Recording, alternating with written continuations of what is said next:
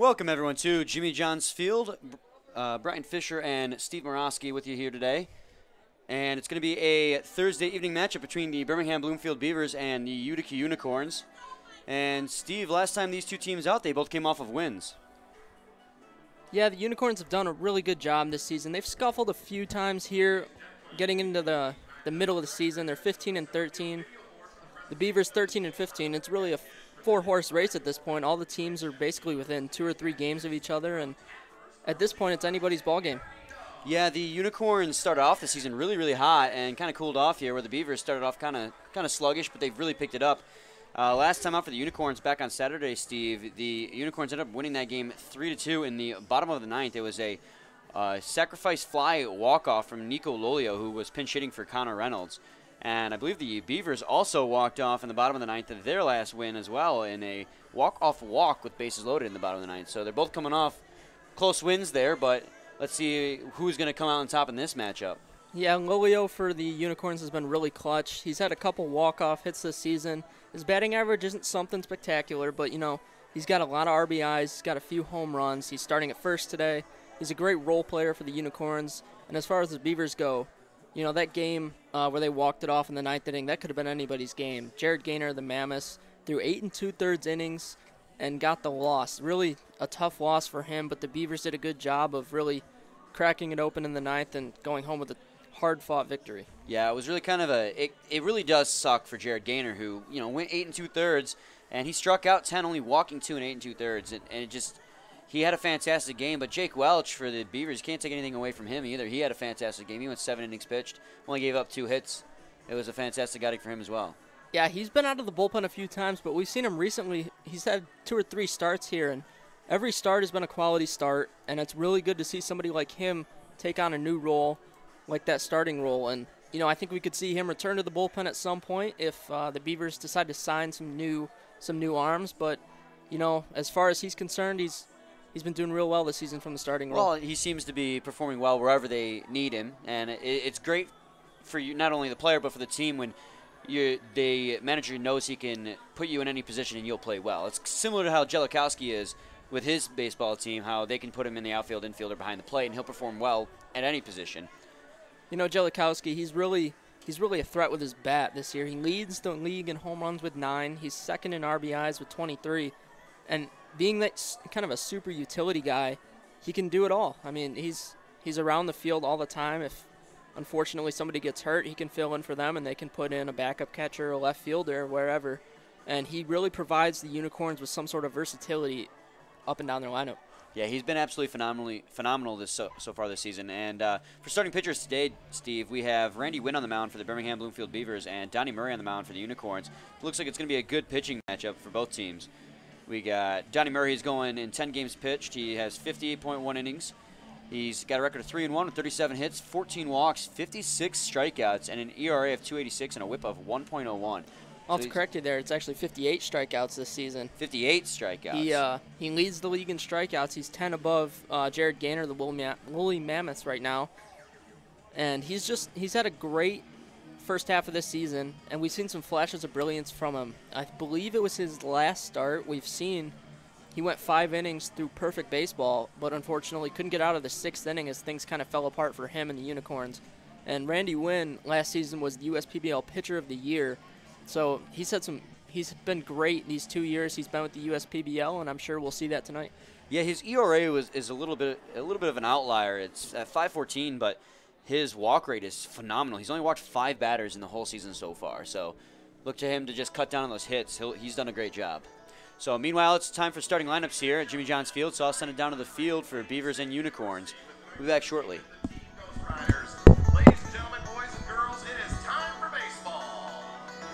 First, let's welcome the visiting team, the Birmingham-Bloomfield Beavers, managed by Chris Duel. The starting lineups for tonight's game are sponsored by AAA of Michigan. Leading off and batting first from Hayward, California, the right fielder, number 26, Don Andre Clark. Batting second from New High, New York, the second baseman, number 13, Thomas Rulis. Batting third from Decatur, Georgia, the first baseman, number 6, Nick Wilson.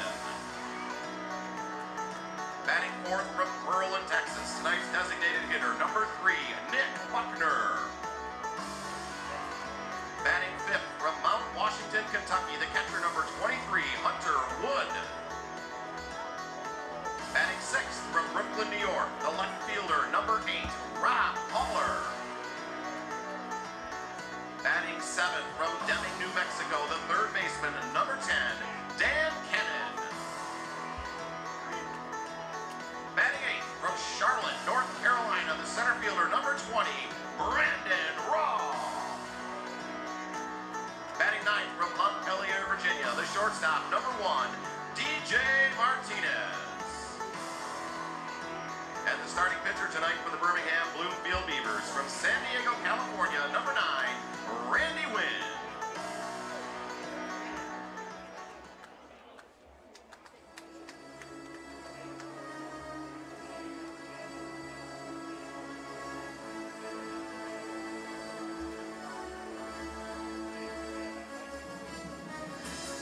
Okay, ladies and gentlemen, it's time to bring on your home team for today's game, the Utica Unicorns, managed by Jim Essien. Joining the Unicorns on the field today are today's baseball buddies, the Diamondbacks from the Rochester-Avon Recreation Authority, or RARA. Leading off and batting first from Carlsbad, California, the shortstop, number 15, Brett the Stash Vulcan, with Jackson Bergman and Mason Cook. Batting second from Baltimore, Maryland, the second baseman, number 10, Connor Reynolds, with Caleb Anderson and Harrison Latore.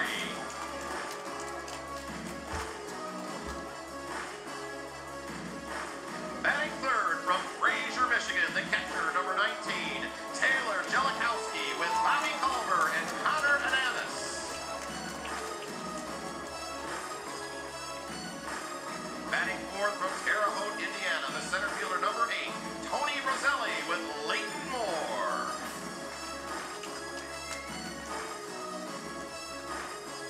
Batting fifth from Bayshore, New York, the right fielder, number 4, Chris Cruz, with Tristan Duquette.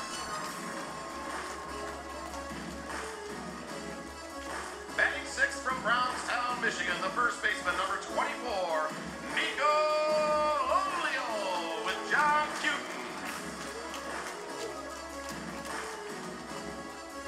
Batting seventh from Albuquerque, New Mexico, the left fielder, number 7, Brandon Schaefer, with Thomas Miller.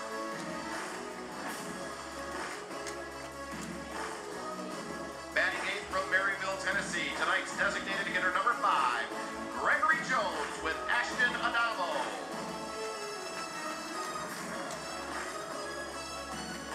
Batting ninth from Troy, New York, the third baseman, number 9, Dylan Sprague, with Carson Meester.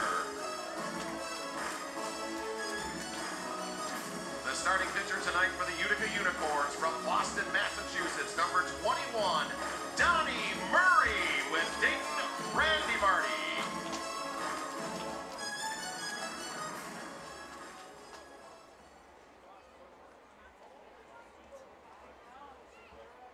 Ladies and gentlemen, please rise and remove your hats. Veterans and active military may keep your caps on while rendering the hand salute as we honor America and our military with the singing of our national anthem, performed this evening by Jeremy Davis.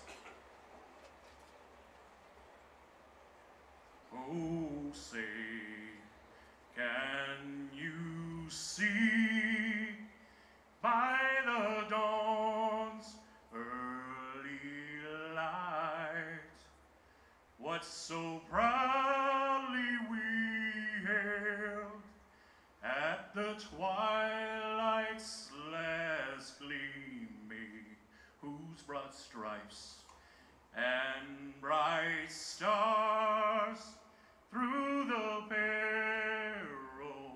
perilous fight o'er the ramparts we watched were so gallantly streaming,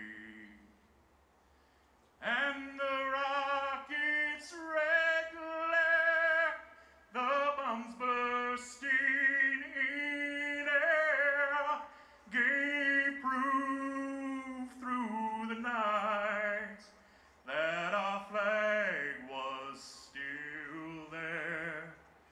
Oh, say does that star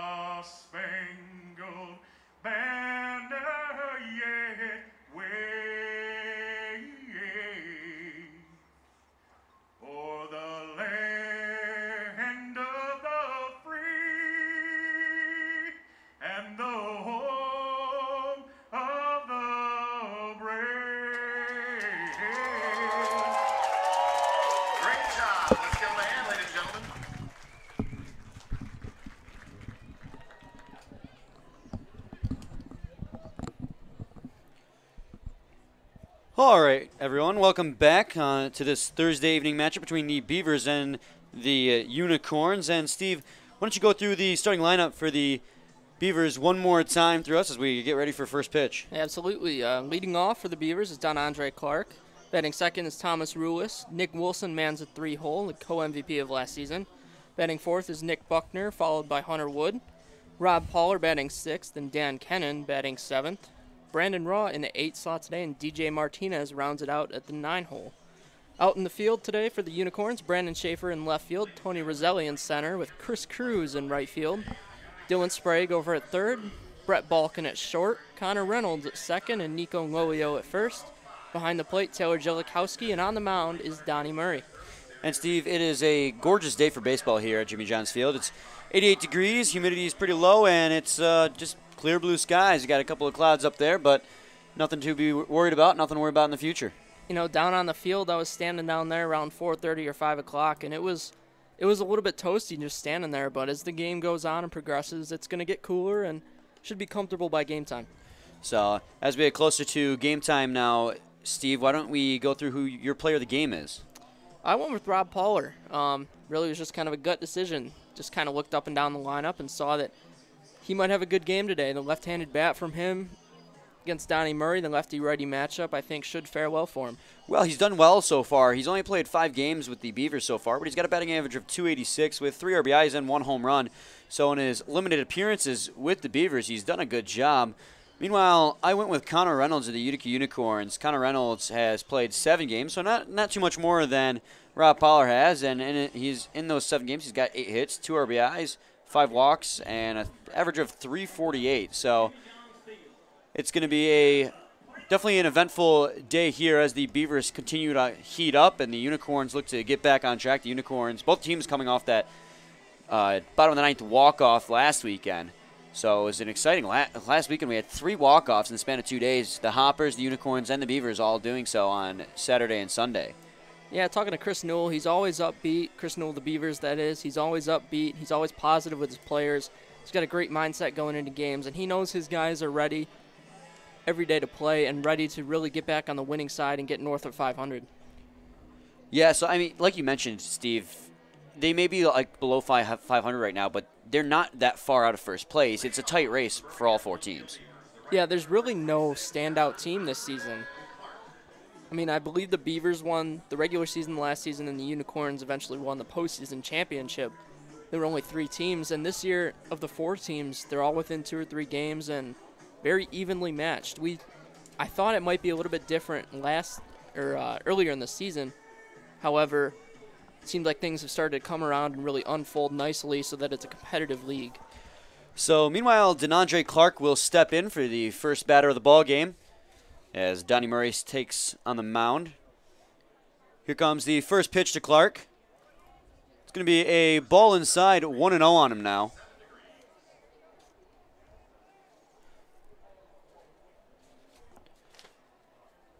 Back on Sunday, Steve, DeAndre Clark went 0 for 3. He did draw a walk, however, which is rare for him. You're used to seeing him get on base pretty successfully. 2-0 on him now. Murray already falling behind early. Hopefully he can come back and get a ground ball out of Clark, although he's still pretty fast on the base pass. The infielders have to work quickly. As the 2-0 pitch is going to be a ball inside, 3-0 now. It's an 89-mile-an-hour fastball. Clark third in the league in hitting right now. It's .328, only behind John Mencken and Cam Stewart of the Diamond Hoppers.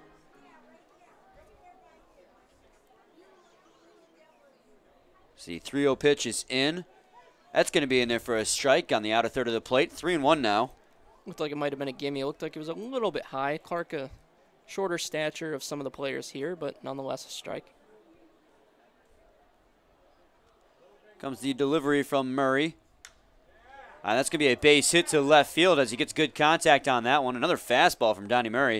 It's going to be the first hit of the ball game. Murray's got a good power arm. He can blow some guys away with his fastball, and he can also throw a changeup up there and pull the string. He's got a pretty good curveball as well. He's very good at getting ground balls and strikeouts. Don't see him use the fly out a whole lot, but you know when he has to, he can elevate the ball and getting to pop it up. Well, like we were mentioning in the pregame, Steve, and the 50 innings pitched he has 58 strikeouts, so he strikes out more than a man per inning. So it's no wonder that he's striking out a lot of people with that fastball and that curveball. That's key for him in this at-bat against Thomas Rulis to get that first pitch strike. So now with a man on first base and no outs here in the top of the first inning, Donnie Murray's going to throw down a first base, try to get Clark, but Clark will slide back in successfully.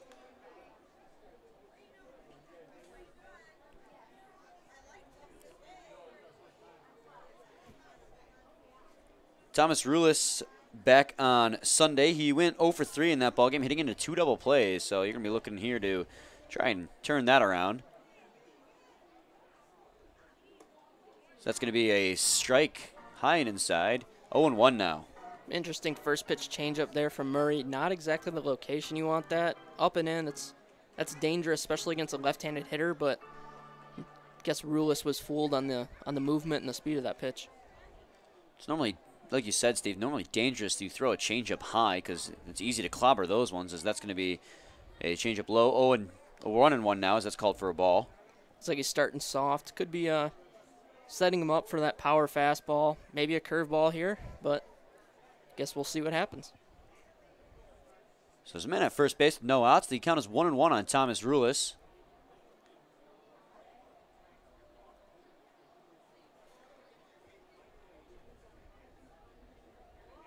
Rulis going to call for time down there. Rulis batting .308. He does have 1 home run. He's got 14 RBIs, pretty solid number. 28 hits. He's only walked 9 times, but he scored 16 runs. Great thing about Rulis is you can insert him anywhere on that lineup, and he'll perform, as he's going to ground that one over to the second baseman Reynolds. Quick toss down to second. They're going to get the lead runner, but Rulis himself is going to be safe down there at first base, so he'll hit into a fielder's choice, and Denontre Clark will be out at second.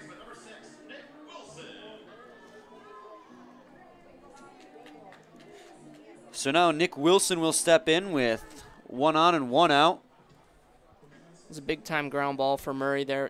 Rulis fast enough to beat it out, but regardless, he had a chance at a double play and really gave his team a chance to kind of keep the inning moving there.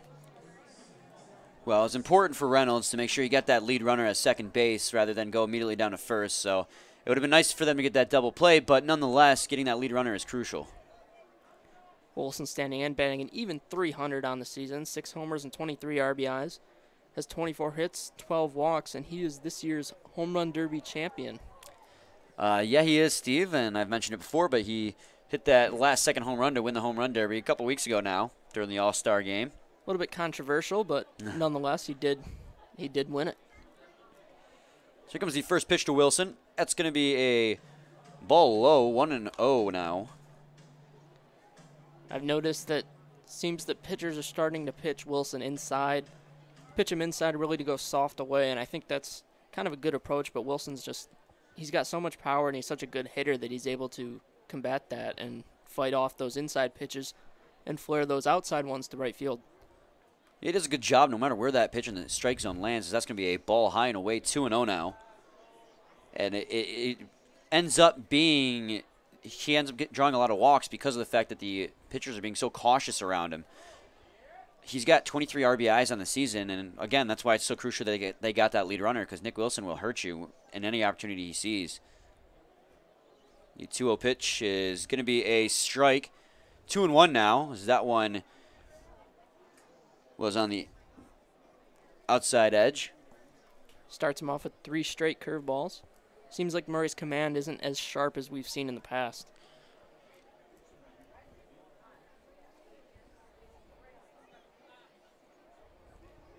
Here comes the 2-1 pitch to Wilson. He's going to sky that one into right field. It's going to be Cruz underneath it, just shy of the warning track. And he'll make the catch. That's going to be 2 outs here in the top of the first inning. Retreating back to first base is Rulis.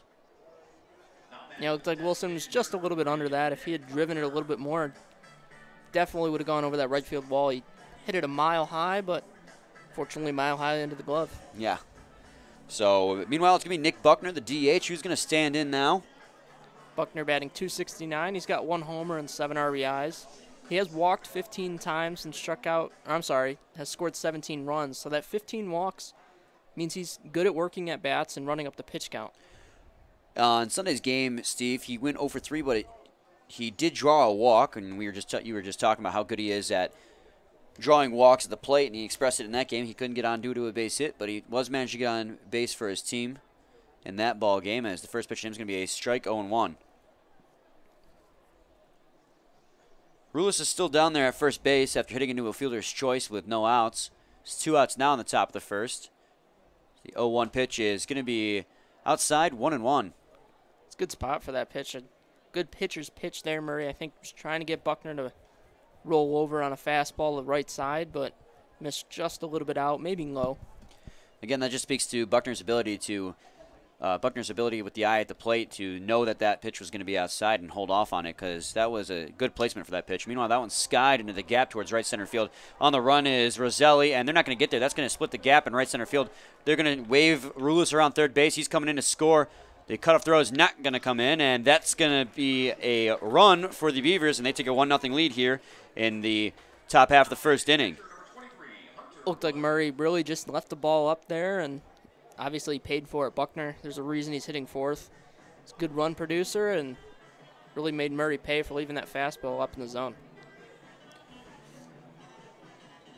So now Hunter Wood is going to stand in. His team's now got a 1-0 lead here in the top of the first inning thanks to the RBI double from Buckner towards the gap just moments ago. You can expand that lead to 2-0 if you can bring home Nick Buckner. Found it interesting, too. Roselli was shading more to the left center side on the left-handed bat of Buckner, and that may have deterred him from catching that ball. I wonder if maybe Jim Essien saw something in the way Buckner swings the bat that would make him play up there, or if maybe that's just how Roselli is comfortable out in the outfield. Swung on and misses. Hunter Wood 0-1 on him. Well, I've noticed Buckner does a really good job of letting the ball get deep and really driving it to left field, and maybe Roselli was thinking that, but can't say he got burned on that one. It was just a good shot in the gap. That one's going to be grounded over to Reynolds. Reynolds will make the quick toss down to first base to Lolio, and that's going to do it. But the Birmingham-Bloomfield Beavers strike first thanks to the RBI double from Nick Buckner. It is a 1-0 lead as we go to the bottom half of the first inning, where leading off for the Unicorns will be Brett Balkin, Connor Reynolds, and Taylor Jelikowski. So we'll be back shortly with more. Please stay tuned.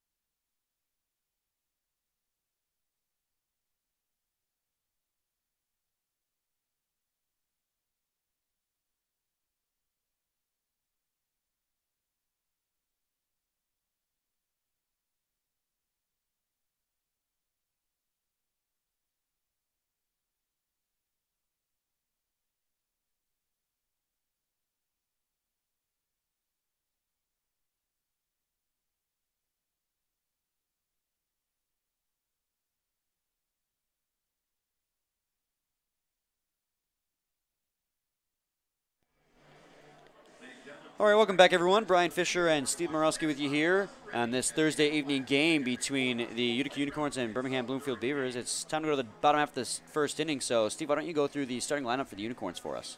Batting in the leadoff spot is Brett Balkin. Connor Reynolds follows him in the 2-hole. Taylor Jelikowski, league leader in home runs, batting third. Tony Roselli bats fourth. Chris Cruz is in the 5-hole.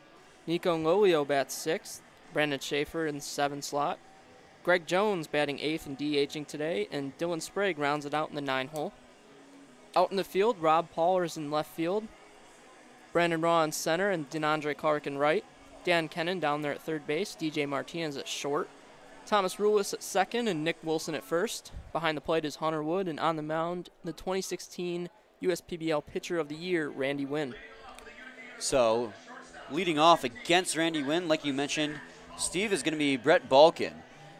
Brett Balkin, for a while, held the title of league leader in average. Yeah, he's 4th in league average right now. He's 326, which, very respectable, obviously. And he's kind of scuffled here in the few games these past couple weeks, but look to see him turn it on. So as Brett Balkin stands in, here comes the first pitch from Wynn. It's going to be a ball 1-0 now. 91-mile-an-hour fastball missed.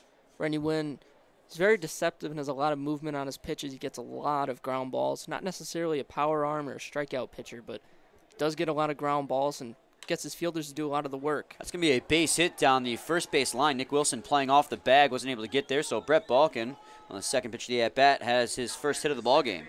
Like I said, gets a lot of ground balls. That one just kind of squeaked by Wilson down there, down the first base line. So now Connor Reynolds will stand in with a man on first, but no outs here in the bottom of the first inning.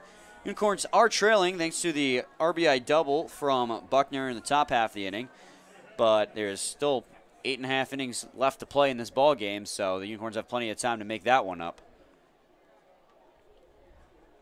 The first pitch to Reynolds is going to be a strike on the outside corner, 0-1 now. I love watching Randy Wynn pitch because he works with such a good pace, and he knows what he wants to do with each hitter. He's got a plan against each guy, and he loves attacking those hitters with the first and second pitches. Well, he's so he does such a great job of attacking the strike zone as well. He doesn't miss often, and that's just shown by the fact that he only has 5 walks on the season. He's pitched in 35 innings. So he's done a fantastic job of hitting the strike zone, as that's going to be a strike on the outside corner as well. 0-2 now. What a great placement on that pitch, right in the outside of the strike zone. He's got a lot of tail on his fastball as well. I don't know if he throws a 4-seam and a 2-seam, but regardless, it's got a lot of movement, and he can get that swing back over the outside corner and get a lot of calls that way. So here comes the 0-2 to Reynolds. Ooh, that's going to be just inside. 1-2 now. Like a change up there, maybe missed high and in. Connor Reynolds comes into today batting .385 with 10 hits and 3 RBIs as he swings and misses at that one, and Randy Wynn dusts off Connor Reynolds for his first strikeout of the ball game. It's like your player of the game's in for a long day, maybe. Well, he should have at least 2 or 3 more at-bats, so let's hope he can turn it around here. We have yet to see what your guy can do. He's going to lead it off in the top half of the second. This is true. Taylor Jellikowski is going to come in now with 1 on and 1 out here in the bottom half of the first inning. This guy seems like a very complete player, batting .313 with 9 homers and 23 RBIs and about the halfway point of the season. Bad pitch is going to get away from the catcher Wood, and that will allow Brett Balkin to advance on second. You can't give Brett Balkin any opportunity on the base pass because he will take advantage of it, and that wild pitch there from Randy Wynn is all it took for Brett Balkin to advance in a scoring position. It's hard to find any weakness really in Jellikowski's play. He's a threat on the base pads with the bat in his hands and out in the field. Like you said, Steve, he's just a complete player all around, and now the runner in scoring position, he's got a good opportunity to tie the ball game, as that's going to be a strike on the outside corner, 1-1 now on Jellikowski. One of the things I like about him, too, is he's not your typical pull hitter with a lot of power, that he can hit the ball the opposite field and the left field with some power, and, you know, that's very valuable, especially getting into these stages as a pro baseball player. Here comes the 1-1. He's going to swing and miss at that one. It looked like a 77-mile-an-hour changeup. 1-2 now on Jellikowski.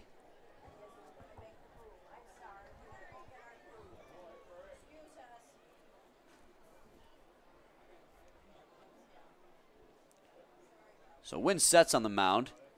Here comes the 1-2 pitch. It's going to be a ball low in the dirt. It's going to get away from Wood, but not too far as Brett Balkin will retreat back to second base. It's kind of an awkward block there by Wood. It looked like maybe that he got crossed up.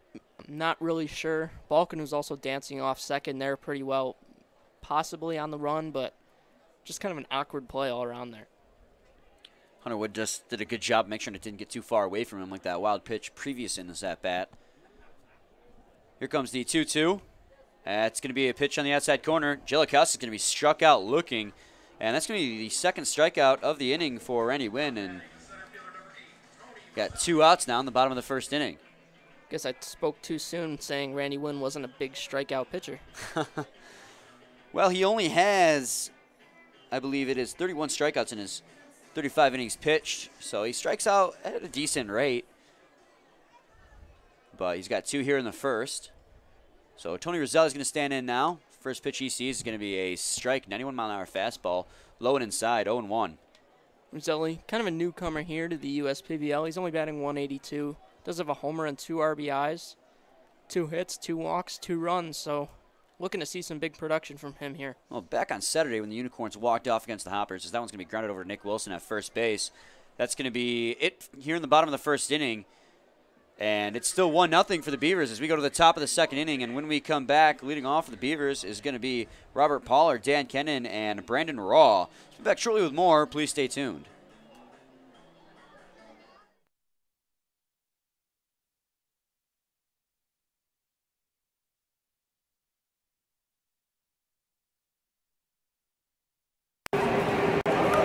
Got a mask on here for you. Ladies and gentlemen, at this time, please direct your attention to the video board. Someone has a very important question to ask.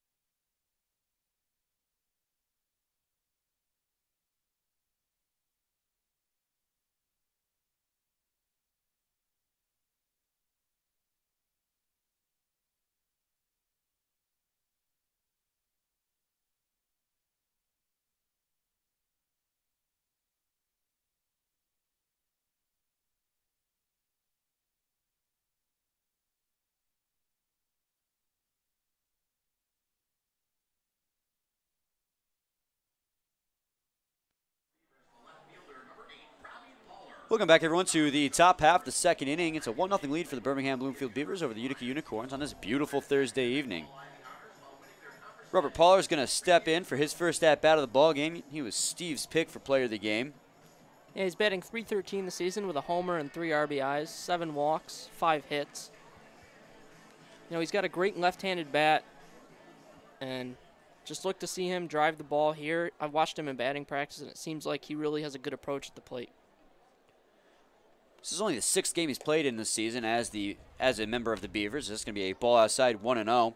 So he's still kind of looking to establish himself here, but he's done a good job so far in the 5 games. Just like you mentioned, Steve, he's got that .313 average with the 1 home run and 3 RBIs. Is this going to be a ball high 2-0 now? You know, of the 6 batters Murray's faced so far, he's only gotten the first pitch strike on 2 of them, and it definitely seems like his fastball is not under complete control like it normally is for him. He's missing a lot outside with it, arm side. As that's going to be another ball, 3-0 now, and yet again another fastball. Then when the velocity seemed down a little bit, 87, maybe just trying to get a strike there, but you know, it's sometimes disconcerting as a manager probably to see your pitcher just not get that first pitch strike. Here comes the 3-0, and that's going to be in there for a strike. That fastball hits the strike zone on the outer third of the plate, 3-1.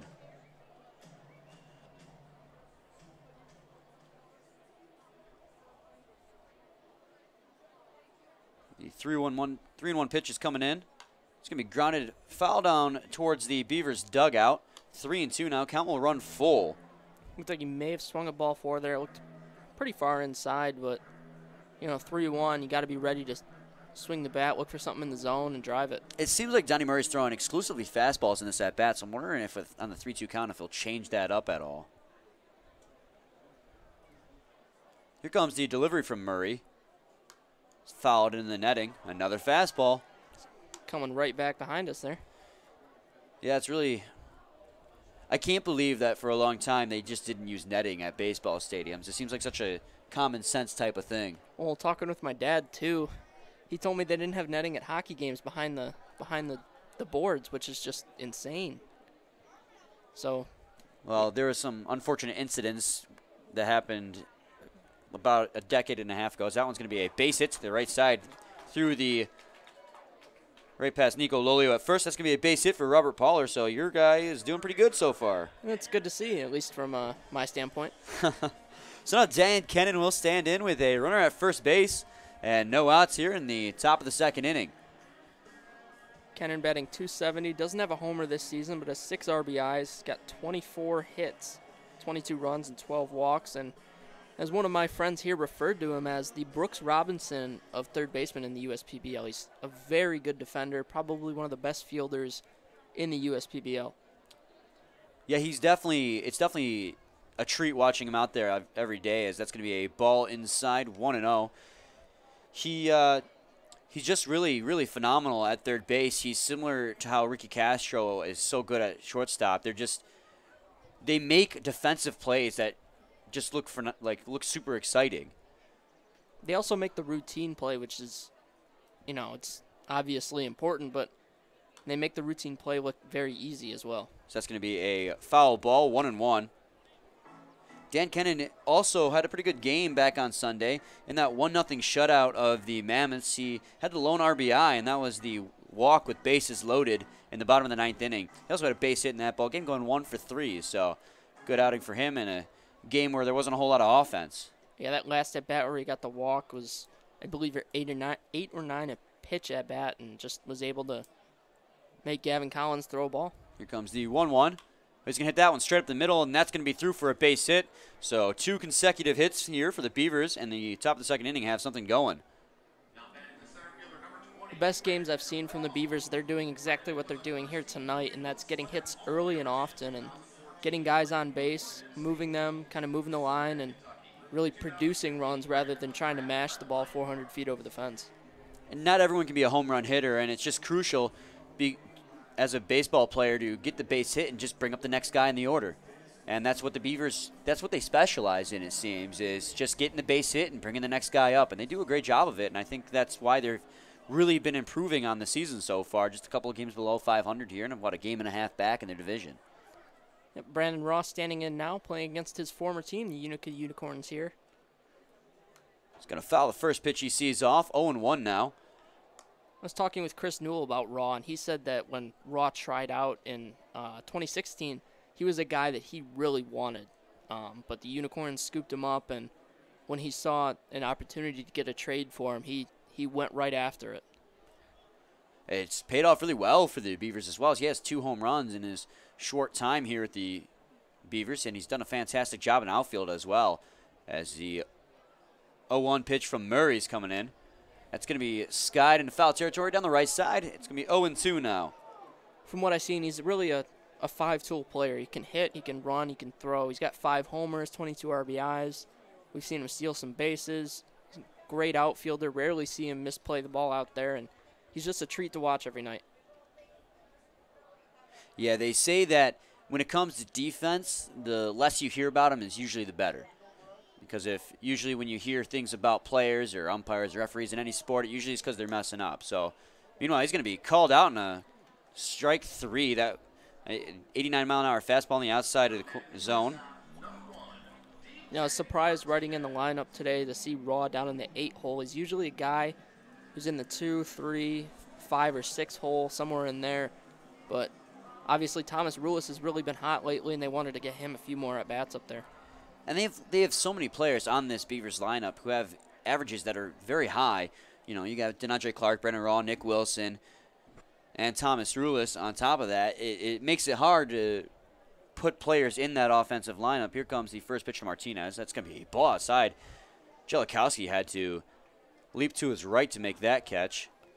DJ Martinez up now. He's one of the best defensive players we've seen in the league as a shortstop.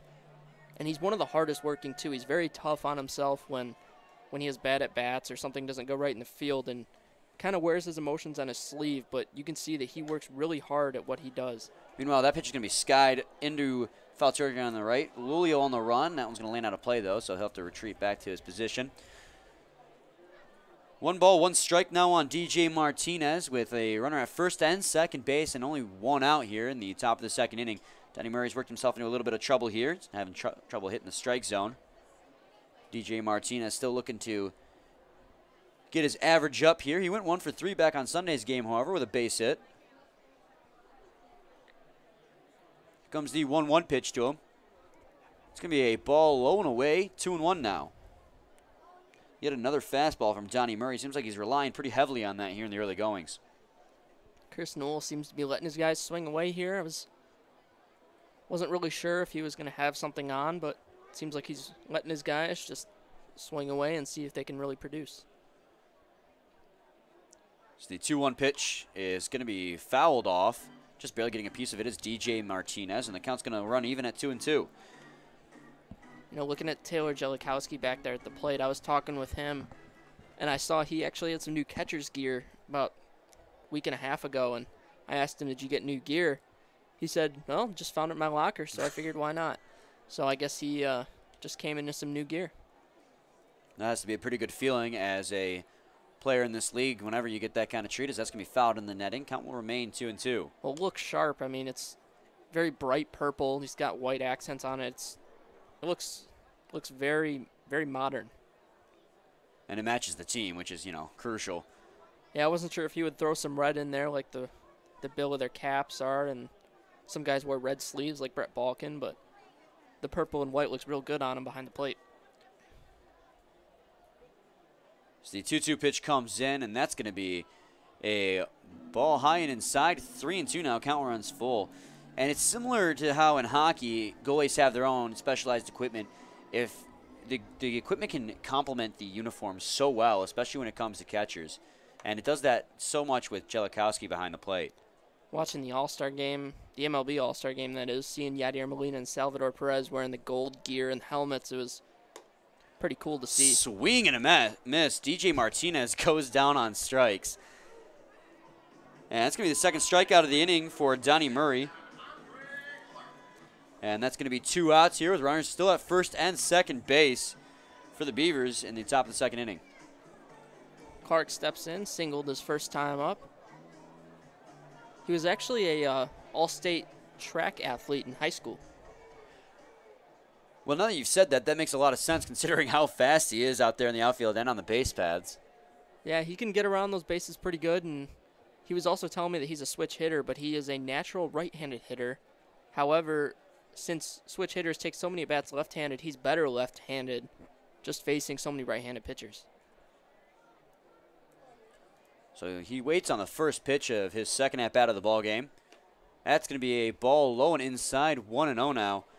DeAndre Clark reached on a base hit his first time up, but was thrown out at second base as part of the fielder choice that Thomas Rulis hit into.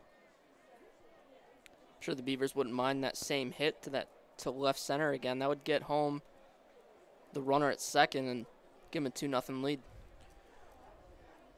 Robert Poller out there at second. He led off the inning with a base hit. That was all the way that was 2 outs ago. That's going to be grounded over to Connor Reynolds at second base. Quick throw to Lolio at first. That's going to do it. So the Beavers threaten but don't score. However, they still lead it 1-0 as we go to the bottom half of the second inning. Due up for the Unicorns in the bottom half of the second inning will be Chris Cruz, Nico Lolio, and Brendan Schaefer, the right fielder, first baseman, and left fielder respectively for the Unicorns. We'll be back shortly with more. Please stay tuned.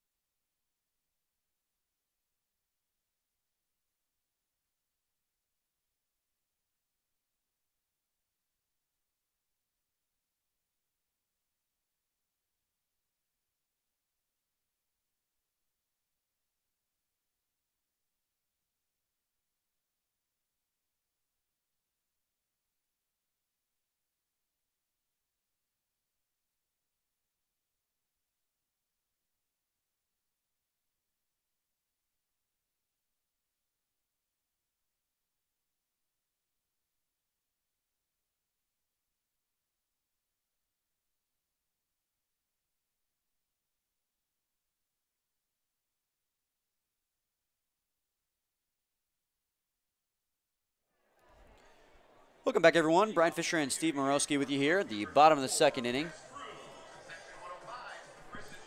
It's a 1-0 lead for the Birmingham-Bloomfield Beavers, and Nick Buckner gave them the lead back in the first inning thanks to the RBI double to the gap in right center. Yeah, it was a good swing by Buckner and really did a good job of just hitting it hard into the gap, and it, fortunately for him, fell and was able to get the run home, and Chris Cruz stands in now. He's the 1-800-Hanson's player of the game today.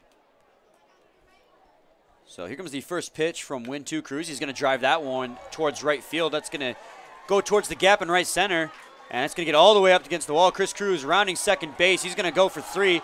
He's running to third, and he will slide in there safely without a throw. And Chris Cruz, on the first pitch he sees of the at-bat here in the bottom of the second inning, has a leadoff triple. Great swing by Chris Cruz. He knew he was getting a first pitch fastball from Wynn. As we said before, he likes to attack hitters very early and very often. And I think if Ruiz had gotten a handle on the cutoff throw, Cruz might have been out with a good throw from him. But unfortunately for Ruiz, he kind of bobbled it, and Cruz is at third now with nobody out. So a sac fly could tie the ball game at 1. And up to bat here is a man who got a sac fly to win the game last weekend, Nico Lolio, as that's going to be a strike low and away, 0-1. You know, watching Hunter Wood back there behind the plate, Wynn started Lolio off with the first pitch curveball, and I like what he does. He sticks his right leg out on pitches that are down in the zone, and it really... Meanwhile, ooh, that's going to be bobbled by Nick Wilson down the first base line. That's going to allow Chris Cruz to score, and that's going to be the first run of the ball game for the Utica Unicorns. So that's going to be maybe a base hit. Still waiting from the call from the official score. If I had to mark it down right now, I'd probably give Wilson an error. It was a fairly routine play, and if he fields it, you figure he just goes and steps on the base, but looks like they gave it a hit.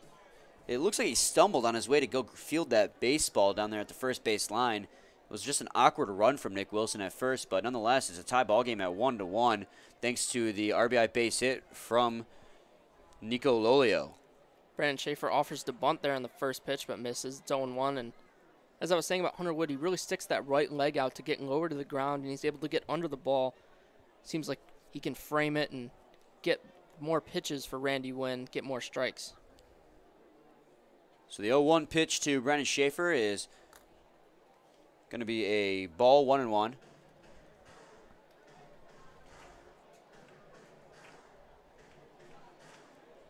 Oh, and 2 now on Brandon Schaefer. I apologize.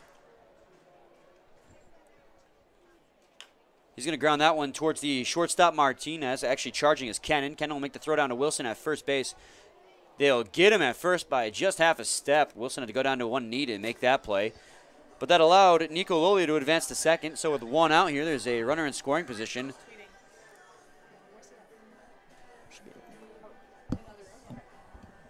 So Gregory Jones will step in now for his first at-bat of the ball game.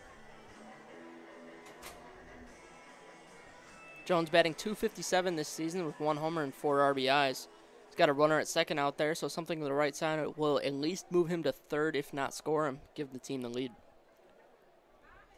First pitch to him is going to be on the outside corner. Well-placed pitch there from Randy Wynn. 0-1 now. So it's a tie ball game now thanks to the leadoff triple from Chris Cruz and then the RBI single from Nico Lolio to bring him home. Happened in pretty much seemed like a flash, Steve, as Cruz on the first pitch and then Lolio on the second pitch. In 3 pitches, the game was tied just like that. It's 0-2 now on Jones. Well, that speaks to Randy Wynn. He throws a lot of strikes, and when you do that, sometimes you're going to get hit around a little bit. You just have to be sure to place your pitches and have good command. As the delivery from Wynn is in, that's going to be a ground ball through right past the second baseman Rulis. They're going to stop Lolio at third base, so we're going to have runners at the corners now with no outs here, or 1 out here in the bottom of the second inning. Be curious to see if Essien does anything with the runner at first there, Jones. You know, he's got runners at the corners. Might want to try and stay out of the double play at least. Maybe have a hit and run on with Sprague. I guess we'll see what happens. Well, Greg Jones is the DH today for the Utica Unicorns, so we're not sure, or I'm not entirely sure in how well he is in terms of speed, but they could try and have him steal second base or maybe possibly a hit and run. But with a runner at third, they're just one base away from taking the lead here.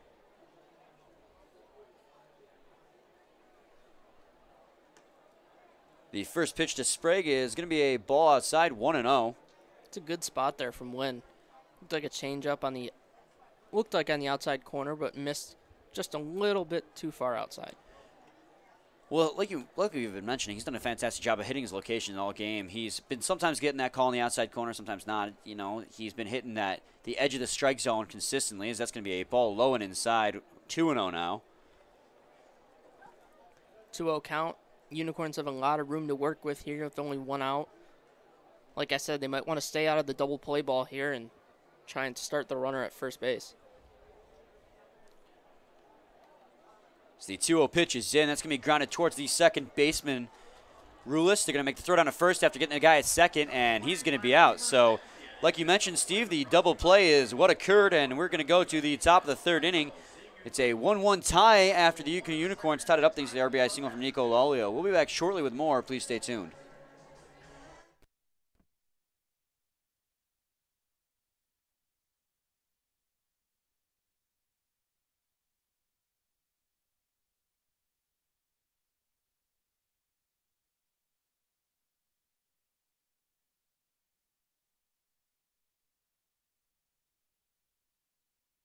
Thank you. Thank you very much. Thank you. Thank you very much. Well, thank you.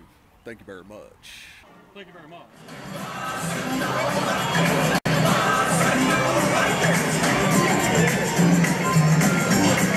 May attention, please. Now pitching east side outside from Birmingham, Michigan. Number 11, Matt Rappers.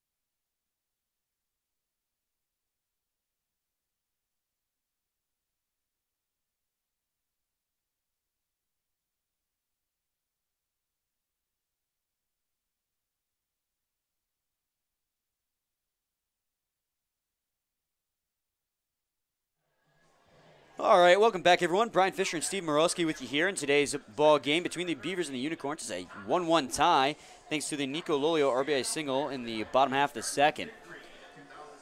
Leading off here for the Beavers is going to be Thomas Rulis. Rulis looking to get his team back the lead here.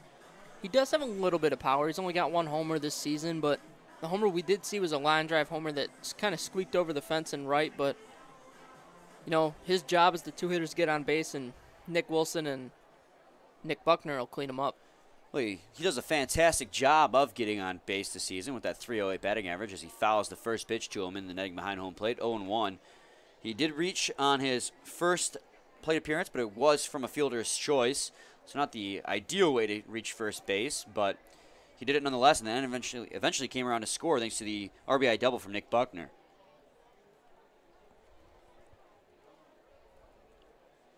So here comes the pitch from Murray.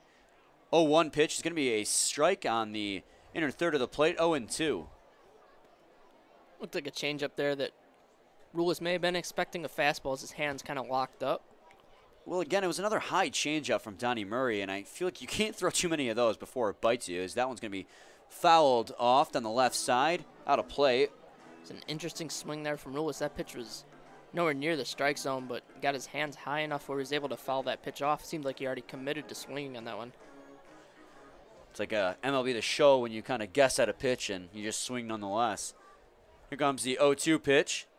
It's going to be fouled out of play 0-2 it will remain. Rule's doing a good job of protecting the plate here and staying alive.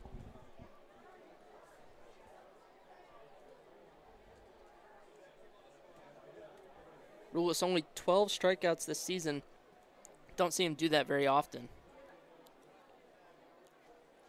As the 0-2 pitch comes in, and he swings and misses that one, so doesn't do it often, but he did it there as he strikes out swinging as the first batter here in the top of the third inning is down.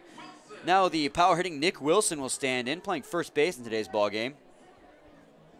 As I mentioned before, Wilson won this year's home run derby and the last swing of the derby, and he can hit the ball very far.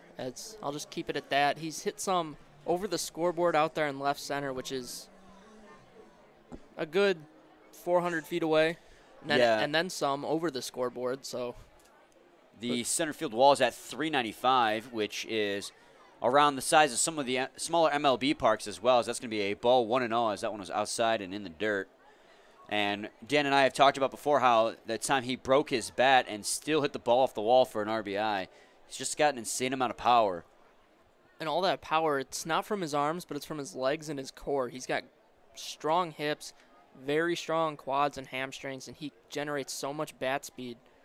And it's a sight to see every time he takes batting practice. So it's 2-0 now after that last pitch missed as well, as the delivery from Murray is in. He's going to sky that one high in the air. Lolio's over in a foul territory down the right side, will make the catch, and that's going to be 2 quick outs here in the top of the third inning. It's the second time Wilson's kind of popped up to the right side, and the first time was a fairly deep fly ball, but it was still hit a mile high, and could just be the game plan for Murray throwing Wilson off, and he's a little bit behind the pitch. Yeah, getting a little bit too underneath it when he swings on that pitch, and like you said, Steve, just launching it a mile high in the air both times here, and perhaps it was a game plan from Essien and Murray to make sure to keep him off the base paths. So now Nick Buckner will stand in. He's got the only RBI for the Unicorns so far. I'm sorry, the Beavers, as he swings and misses at the first pitch, 0-1. So a 90-mile-an-hour offering from Donnie Murray that was just fanned on. Looking at Roselli out there in the outfield now, shaded fairly straight up, but just to the right of the second base bag. Another swing and a miss there. Actually, it was a foul tip off the bat of Buckner. 0-2 now. Another fastball. And it looks like Roselli may have learned his lesson from last time as he was shaded a little bit to the left, and that allowed the ball to drop in the gap between he and Cruz out there in right field. As that's going to be a ball high, 1-2 now. So 1 ball, 2 strikes, 2 outs here in the top of the third inning. It's a 1-1 tie with nobody on for Nick Buckner. Here comes the delivery from Murray. It's going to be skied in the netting right behind home plate. Nick Buckner doing a good job of protecting the plate there to stay alive. Looked like he was really staying back, possibly expecting an off-speed pitch, but was able to start the hands up enough to foul off the fastball. Here comes the 1-2 pitch. Another one fouled in the netting. And yet again, another fastball from Murray, as that's still going to remain 1-2.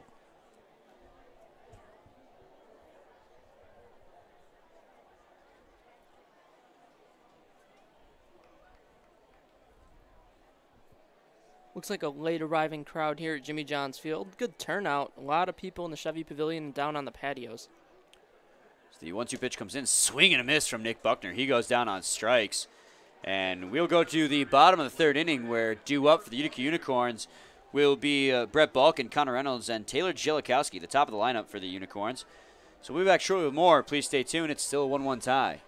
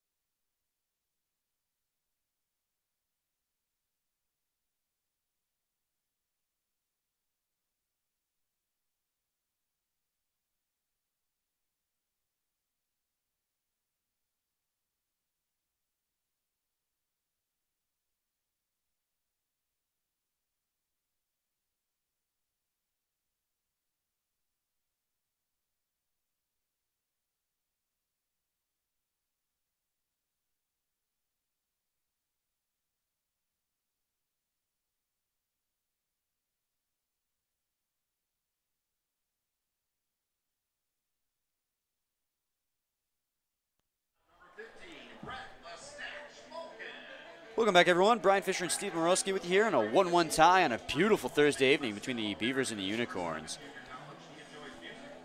It's going to be Brett Balkin set to lead it off here. Balkin stands in, batting .326 on the season. He has a single today. Singled actually back in the first inning, his first plate appearance, and reached second on a wild pitch, but that was it. Yeah, the Unicorns and the Beavers, both mirroring each other in that first inning, with the leadoff base hit from their respective leadoff hitters. See if he can get on board here. And the bottom of the third, he's going to ground that one on the first pitch to Connor Reynolds. So I guess not, as that throw down to Wilson be in time. That's going to be one out here in the bottom of the third inning. Nice and easy for a win. Seems to be what he does, get those easy ground balls for his infielders who really pick him up. He's got a great infield behind him. Yeah, Steve, in only 50 innings, he's only given up 37 hits. He's got that whip of just 1.01. He's done a fantastic job this season of keeping runners off the base paths, and that's probably why right there he gets a lot of ground balls as well as striking out a lot of guys. That's going to be a strike, 0-1. Yeah, the ERA for Wynn, not spectacular, partly I think because he's kind of prone to the long ball and he's prone to extra base hits, especially when he misses his spots with his off-speed pitches and leaves a fastball up over the middle of the plate. But I guess at the same time, every pitcher's like that. This will be a ball high, 1-1.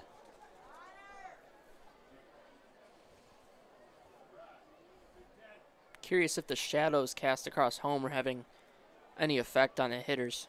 And this is pretty much a daily occurrence, especially with these evening ball games where the sky is clear, as that's going to be a ball 2-1. So I wonder if it's something that these players learn to adjust to, or if it's just something they have to deal with. As that's going to be another foul ball into the netting. Count will fall even at 2 apiece.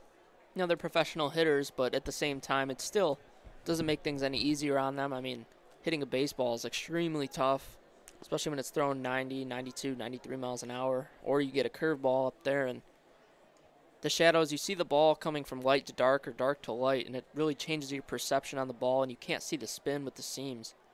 So the 2-2 pitch is going to be skied into foul territory down the right side. Count will remain even 2-2.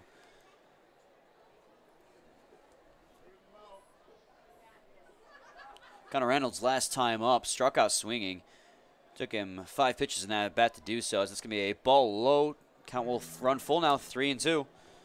Randy Wynn hasn't had a 3-2 count yet in today's ball game, so it's going to be a new experience for him and Connor Reynolds.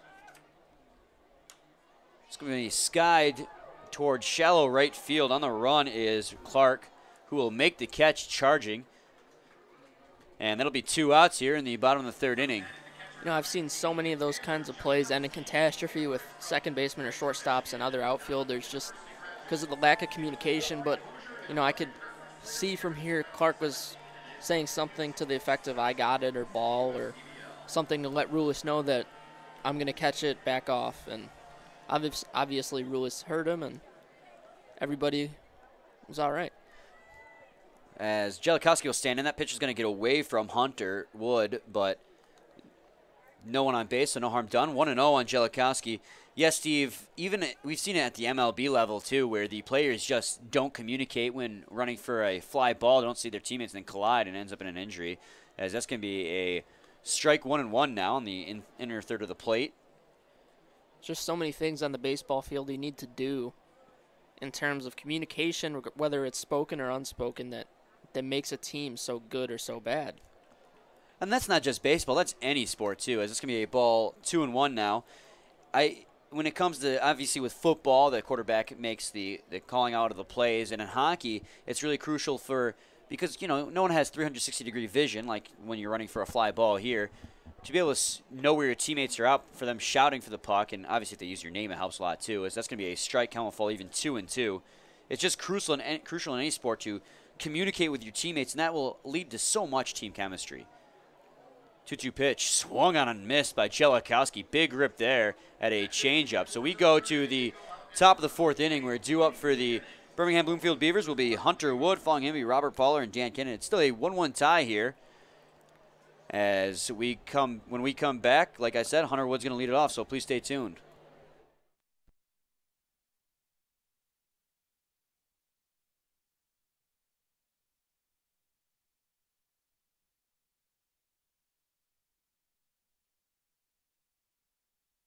Hey, it's Matt Derry out here in right field in front of the merchandising tent and the trailer. We're having a blast. Get your USPBL gear right here. We've got 24 different kind of hats. We've got jerseys, pennants, foam figures. This Westside Woolly Mammoths jersey is straight fire. You've got to get these jerseys, these hats, everything out here in right field. And, of course, the merchandising area behind home plate in the grandstand. Check it out.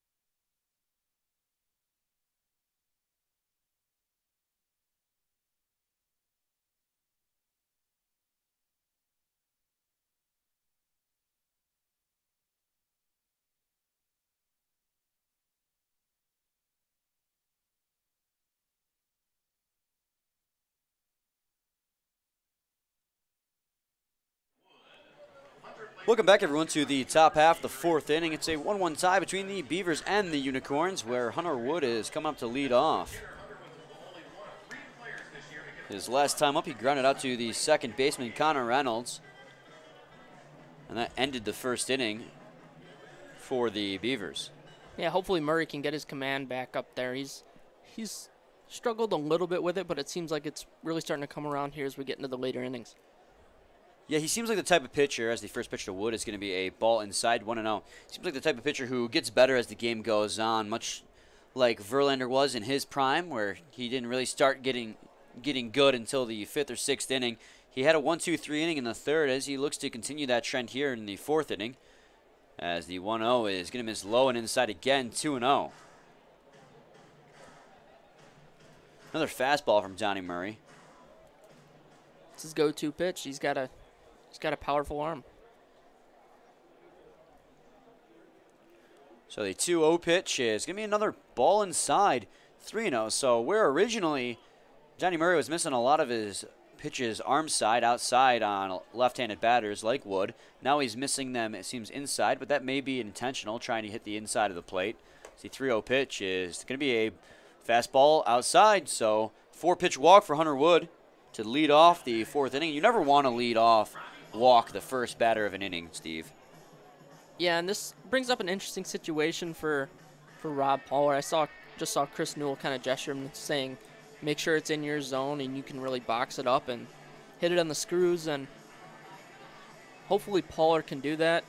He's got a single earlier in today's game, but haven't seen him with too many extra base hits thus far this season. This is a good opportunity with him. This is only his 6th game with the Beavers so far this season.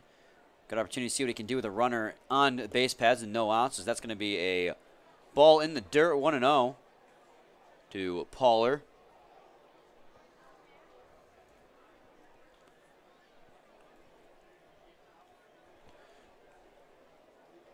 Not much of a lead to speak of for Hunter Wood down there at first base.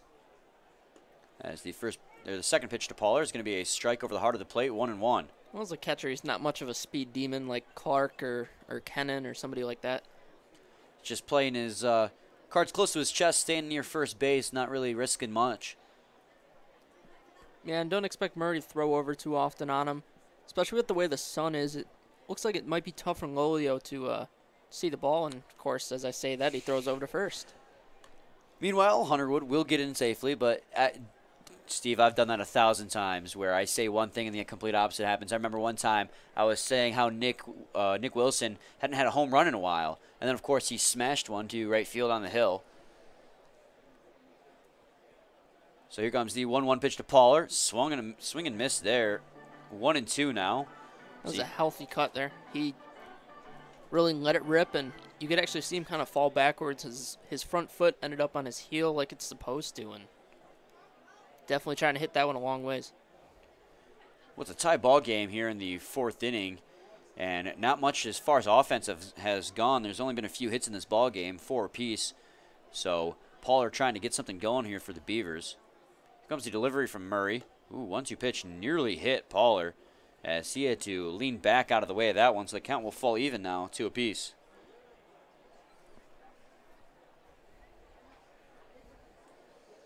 A few more people on the hill than what it was at the start of the game, but still it's fairly empty compared to what we've seen this season. Well, last Friday, nothing I don't think will ever compare to that. That was crazy. You had the hill so full that people were sitting on the wall down there by the concert venue. People were sitting on the stage like we didn't have a band that day. As a ground ball, quick snag by Lolio. They're not going to have a throw down to first base because Murray wasn't able to cover in time, so they get the lead runner as Poller hits into a fielder's choice. Good play by Lolio as he was bouncing off the bag, holding Wood on there, and made a nice backhanded stab. Looked like he had a little bit of trouble getting it out of the glove, but Poller was fast enough. I think he would have beat it regardless if it had been a clean play. So now Dan Kennan will stand in with 1 out here in the top of the 4th inning. Dan Kennan, I think, in my opinion, is one of the more underrated players. As I mentioned, his defense is very sound and very athletic down there at third base. He's batting .270, doesn't have a home run, but he gets on base a lot. He's got 24 hits, 12 walks. He scored 22 runs, which is a fairly large number at this point, and he's a good producer for this team. First pitch to him is going to be a ball inside, 1-0. And yeah, Steve, that's pretty good idea of how to describe Dan Kennan. Underrated is a good word to use. Like you said, he's just so solid defensively. Probably the best, or one of the best, third baseman in the league right now. He's batting at a pretty solid .270. Doesn't have any home runs, but he's got 24 hits and 6 RBIs. Yeah, we value the offense so much that sometimes we forget some of the great plays out there in the field and on defense, and he's one of the guys that consistently makes those. He makes the routine play almost every chance he gets, but he also makes the tougher plays when called upon. So Murray sets on the mound. Here comes the delivery. Ooh, a foul tip from Dan Kennan there. It's going to go 1-1 now. Rob Pollard down there at first base now after he hit into that fielder's choice. There's been a couple throws over down to first base. Not sure how much of a threat Rob Pollard on the base path, but as an outfielder, I got to imagine he's got pretty good speed out there. Yeah, just looks like an athletic guy. Looks like he obviously spends time in the weight room, but looks like he's got a lot of leg speed, and he's an above-average runner in my opinion. As the 1-1 comes in, driven high in the air. On the run is Schaefer onto the warning track, will make the catch. And Dan Kennan got really good contact on that one. Looked like he got a little bit too underneath it as he drove that one onto the warning track in left field before Schaefer finally caught it. Yeah, making a bid for his first home run, but looking at the flag in center field, it's blowing left to right, and that was definitely a factor. Yeah, it looked like it was for sure knocked down a bit by the wind because the sound off the bat made it seem like it was going to be driven deep, but as soon as it hit its peak in the air, it really slowed down in velocity, and it just died off a few feet from the wall. So now Brandon Raw will stand in for his second at-bat of the ball game. Struck out looking his first time. There's 2 outs here. The top of the 4th inning with a man on for the Beavers. That's going to be a strike on the outside corner, 0-1. Took a good frame there from Jilikowski. I think that may have gotten a call for Murray there.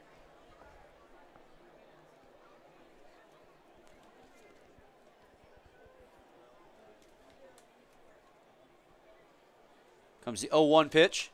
It's going to be driven in the air to right field. Moving over is Cruz.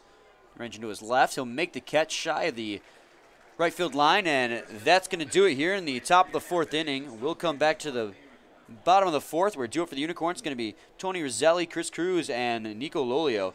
Lolio having the lone RBI for the Unicorns today. So we'll be back shortly with more. Please stay tuned.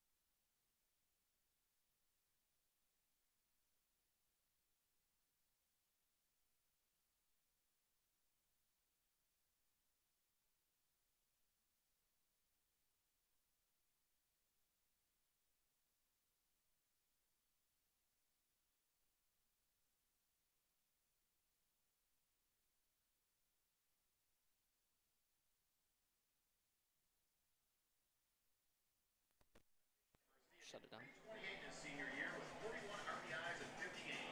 Welcome back, everyone, to the bottom of the 4th inning, where due up for the Utica Unicorns is going to be Tony Roselli.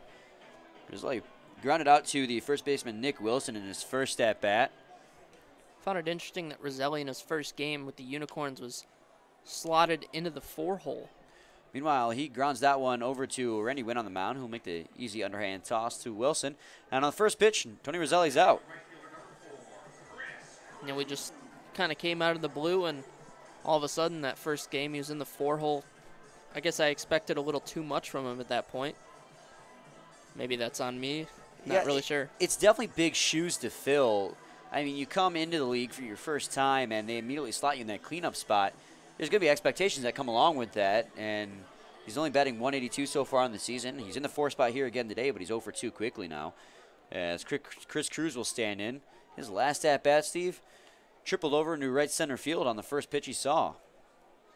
He's much like Dan Kennan to me, and from the defensive side of things. He's got a very accurate arm and a strong arm out there, and I haven't seen him misplay too many fly balls out there, and I've seen him make some great throws out there from right field. He's also got a little more power than Kennan. He's got 5 homers on the season. He's going to hit that one through the right side for a base hit. And Chris Cruz has himself a multi-hit game today. And like you were saying, he's just got a cannon of an arm from the right field, and probably the most accurate arm I've seen in the outfield for any of these 4 teams.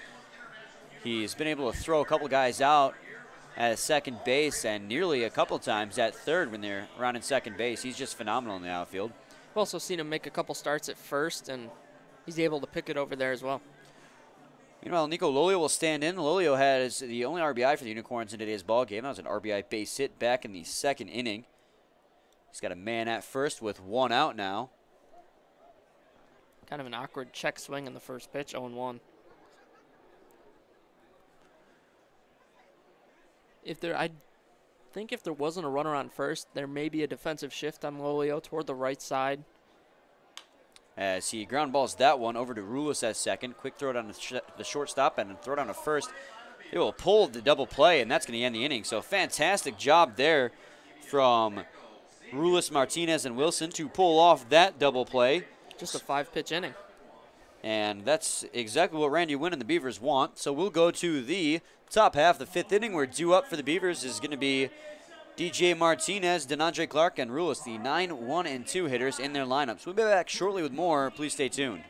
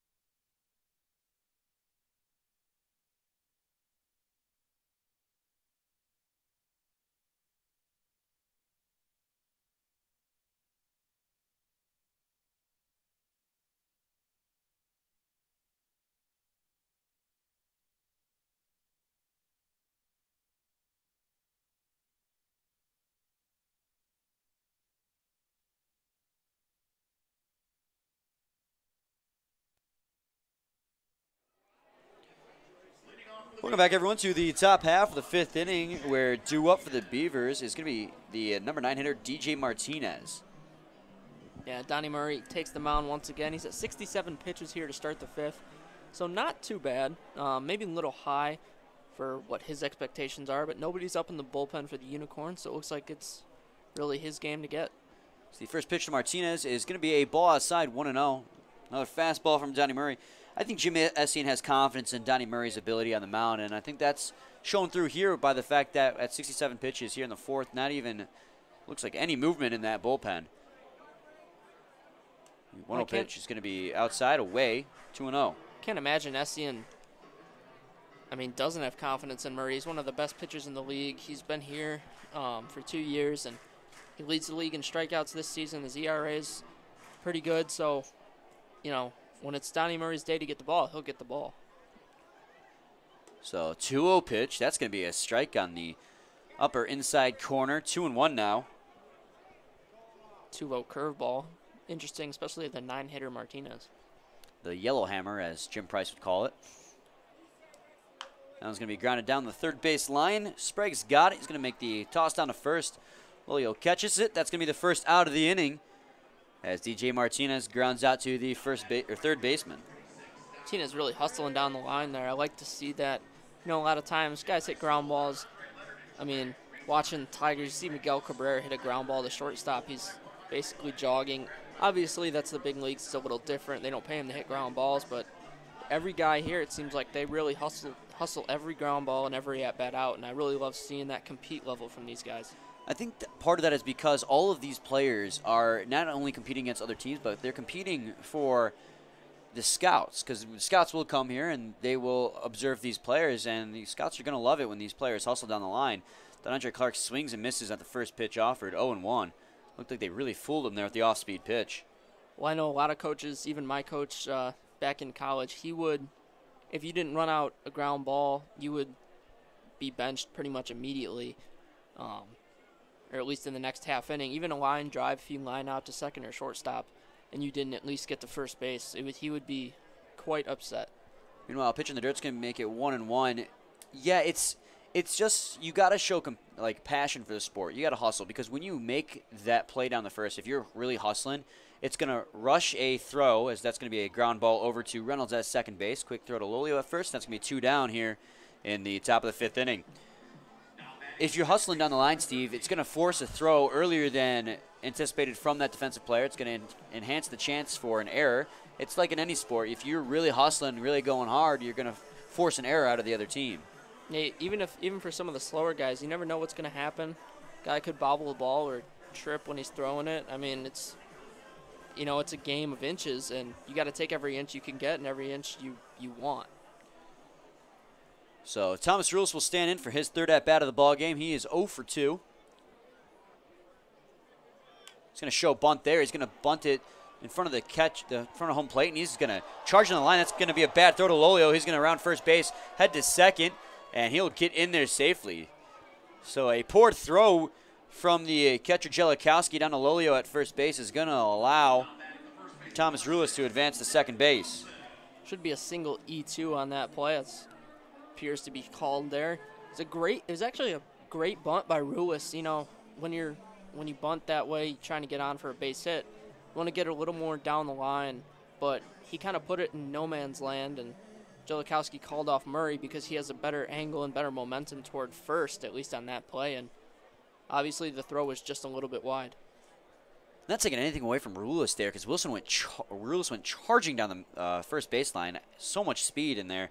It didn't really look like it was going to be that much of an issue where that bunt was placed, but looking over at Rulis going down the line, he was in there pretty handedly, even if that throw came in. Yeah, just as we got done talking about guys hustling down the line, there's a good example. So 1-0 on Wilson as the first pitch was a ball. So a runner at second base now with 2 outs here in the top of the 5th inning. Nick Wilson right now is the guy you want up with a guy on second and 2 outs. Yeah, he's a clutch hitter for them, and that's why he hits in the 3 spot. That's going to be a ball that gets away from Jellikowski. Not far enough for Rulis to try and advance to third. 2-0 now.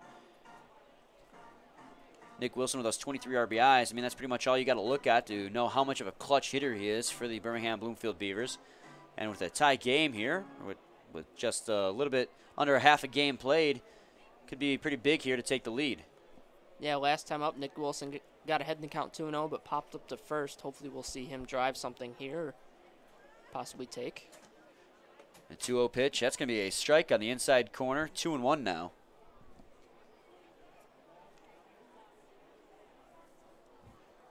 So with 2 balls, 1 strike, 2 outs, it's Nick Wilson at the plate with a runner at second base. It's still a 1-1 tie between the Unicorns and the Beavers.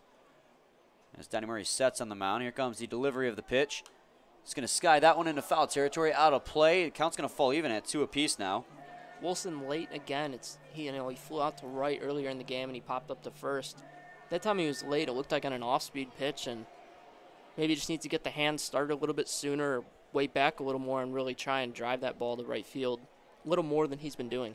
he's got so much power in that bat, but like you mentioned earlier, Steve, he tends to be being late on those swings, and it's really just popping those balls high in the air, like a mile high. So that's going to be a ball outside. Count will run full now, 3-2.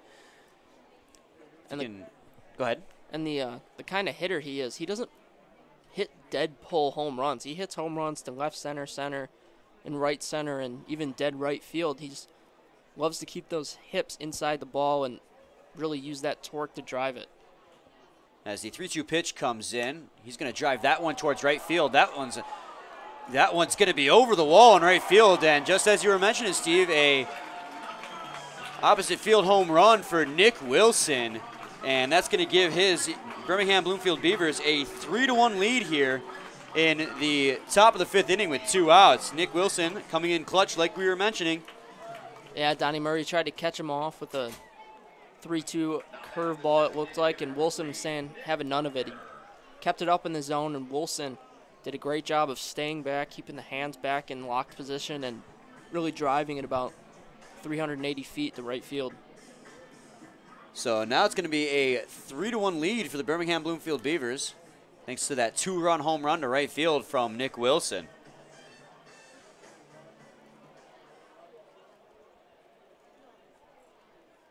It's going to be a ball inside, 1-0 now on Buckner. Buckner 1 for 2 with a double and an RBI today. The only other RBI from the Beavers.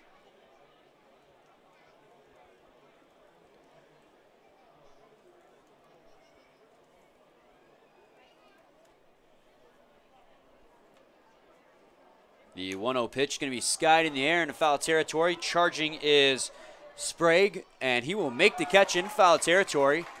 And that's going to do it for the Beavers here in the top of the 5th inning. But they take a 3-1 lead after the 2-run home run into right field from Nick Wilson. So we'll be back shortly with more. Please stay tuned.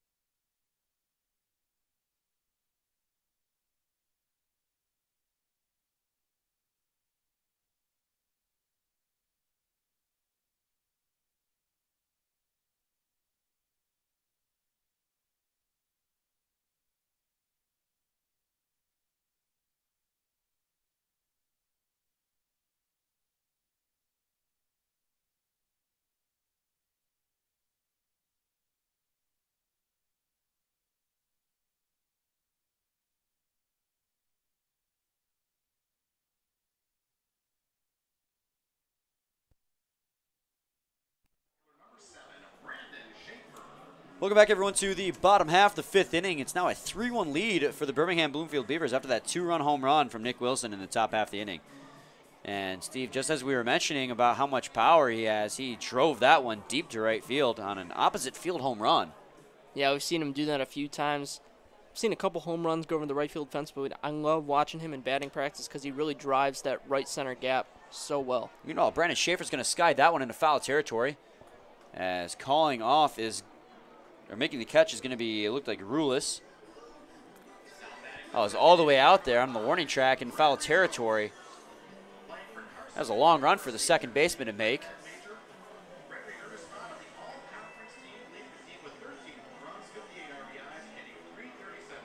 So now it's going to be Greg Jones to come stand in with 1 out here in the bottom half of the 5th inning. Had a single earlier in the game in the 2nd inning and just to go back to last inning, only one of those runs that Murray has given up, one of the 3 is earned. So now Greg Jones has an 0-1 count on him as the pitch from Wynn is in. It's going to be a ball low and inside, 1-1 on him now.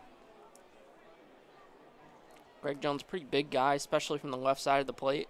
No shift on right now from the defense. He's going to foul that one off towards the Beavers dugout, 1-2.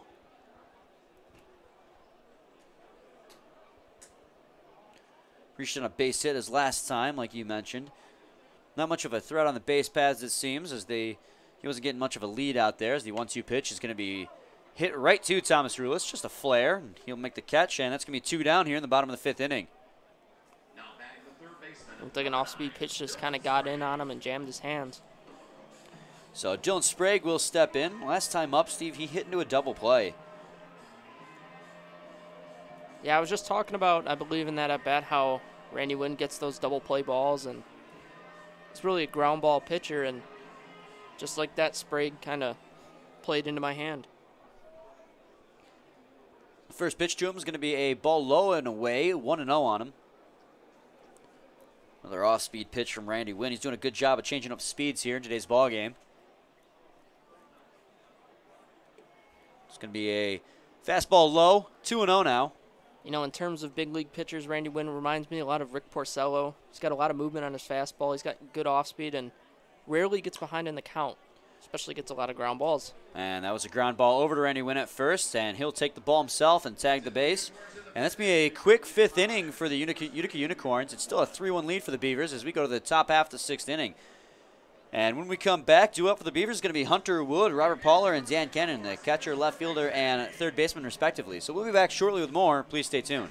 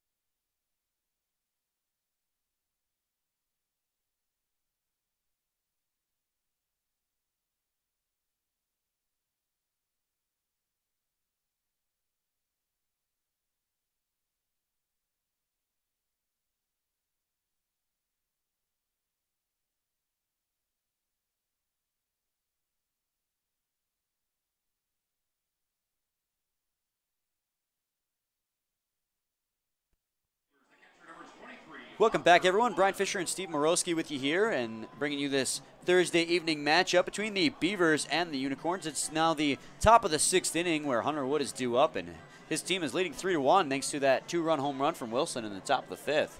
Yeah, both pitchers going at it very well.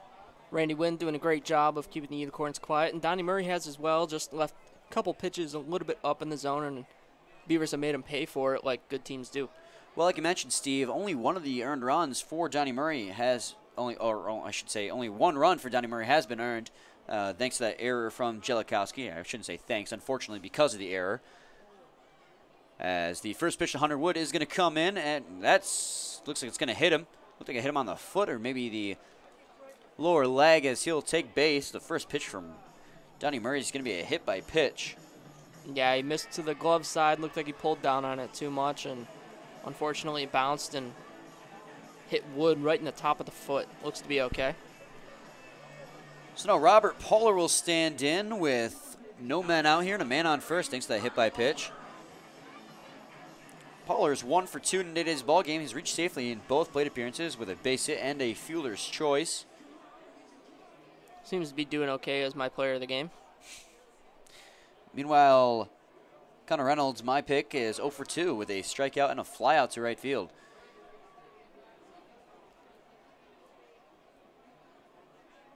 Donnie Murray sets on the mound. Keeping a close eye down in there at first base on Hunter Wood as the first pitch is going to get away from Jellikowski. Hunter Wood's going to advance all the way to second base on that wild pitch. It's basically the same spot that he hit Wood with, but Poehler stands a little bit further away from the plate, and Jellikowski wasn't able to corral it, so the wild pitch will advance Wood. So just like that, there's a runner in scoring position for Robert Poehler, and with only 3 RBIs on the season, it's a good opportunity for him to pad that stat. And the Beavers actually right now have a 6-game winning streak, so they are really starting to turn it on here at the midway point in the season and get into the mix. The 1-0 pitch is going to be called a strike 1-1 now on Poehler. As that one looked like it was a bit high and a bit outside, but a generous call from the umpire. There's some action down there in the Unicorns bullpen now. Looks like Lane Gusler. That's going to be a ground ball towards the second baseman, Reynolds. They'll make the underhand throw to first. That'll be the first out. Meanwhile, Wood's going to advance to third base on that ground ball.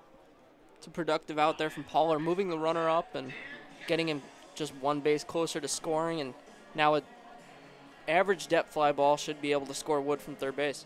Sac fly would do it as well as pretty much anything else in reality. Anything, like you said, Well, average depth fly ball. The infield's starting to come in from the Unicorns. It looks like the corners are playing in, but the middle guys are playing about even with the baseline. So I see Reynolds moving a little bit up the middle now. Where they're going to want to try and cut that runner down at home plate, which Absolutely. is why they're playing a little bit in. Kennan's job here to basically look for a ball up in the zone. Oh, when he just like drives that one to left center field, underneath it is going to be Roselli, who will make the catch shy of the warning track, and that'll drive in the run. So there's your sac fly. And it's now a 4-1 game.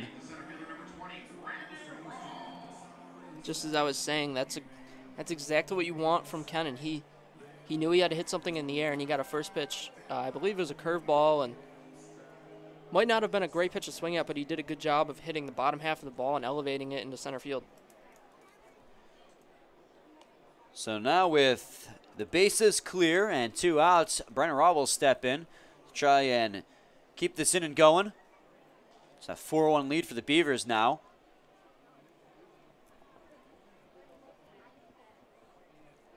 So the first pitch to Raw is going to be driven to center field. Not deep, as Roselli will take a few steps in and make the catch dead center field. And that's going to do it for the Beavers here in the top half, the 6th inning. They score another run and make it 4-1. When we come back to the bottom half of the inning, it's going to be the Unicorns up to bat. Leading off for them is going to be Brett Bulk and Connor Reynolds and Taylor Jellikowski. So we'll be back shortly with more, and please stay tuned.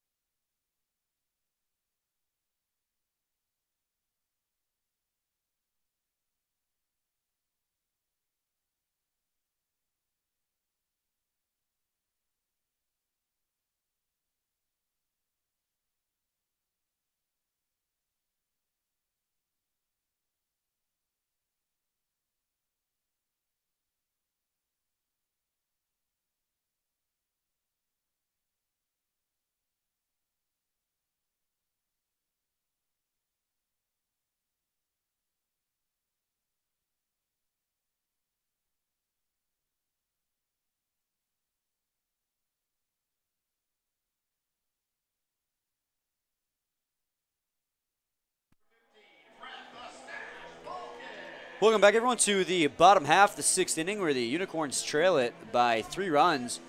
Brett Balkin set to lead it off here in the bottom of the 6th.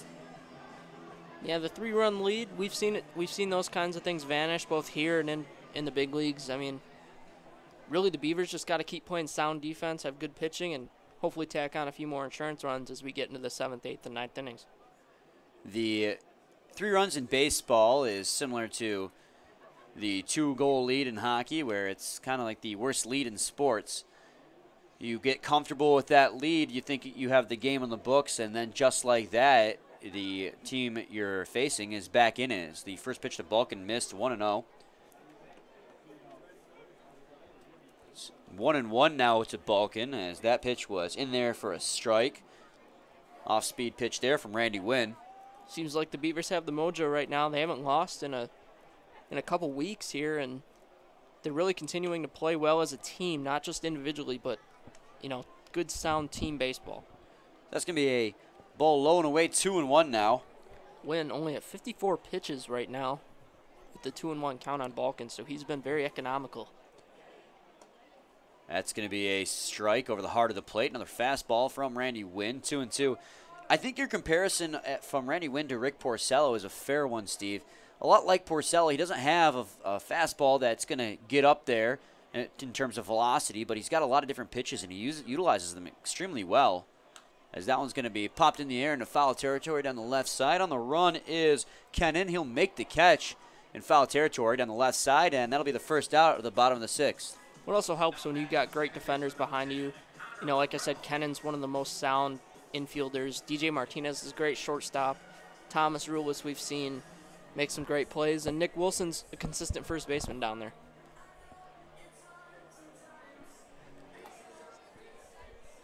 So now Connor Reynolds is going to step in now for his 3rd at-bat of the ball game. My pick for player of the game. Still doesn't have a hit today.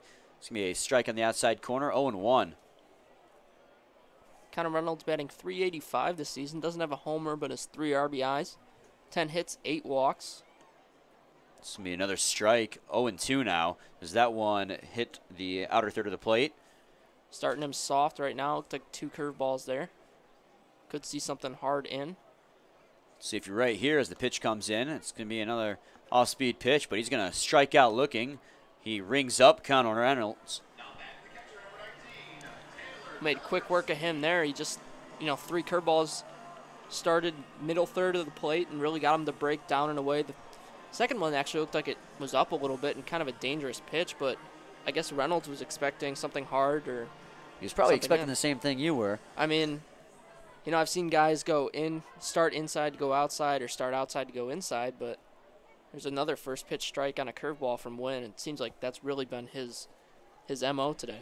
It's Chelikowski who stands in against that. He is 0 for 2 today, struck out twice as he swings and misses at a off-speed pitch low in the zone. Looked like it was a curveball. He fooled him on. 0-2. He's really been working that curveball all game today, Steve.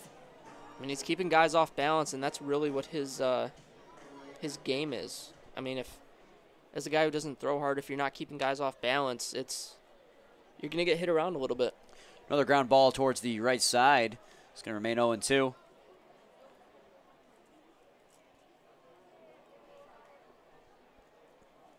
Taylor Jellikowski in his 2 strikeouts. One was swinging, one was looking. He's going to ground that one towards the shortstop Martinez. Throw it on to Wilson at first base. Throw was a little bit outside for Wilson, but he managed to corral it. So that's going to be it here in the bottom of the 6th inning. Still a 4-1 lead for the Beavers. We go to the top of the 7th. Due up for them in the top of the 7th inning will be DeAndre Clark, Thomas Rulis, and Nick Wilson. So we'll be back shortly with more. Please stay tuned.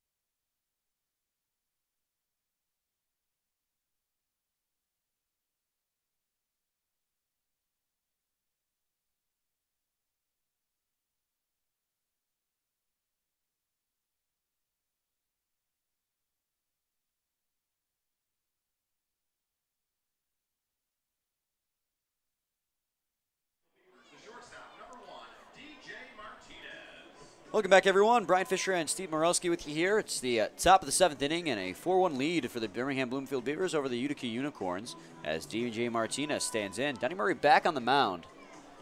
Yeah, it should be done pretty soon, though. He's at 89 pitches already, and I see Tom Constand warming up in the Unicorns bullpen. Looks like he's ready.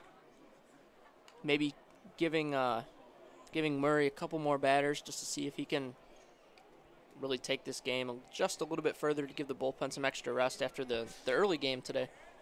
It's 0-1 on DJ Martinez as he foul tips the first pitch, and it looked like it went off Jellikowski's right hand as he's going to go see the medical trainer.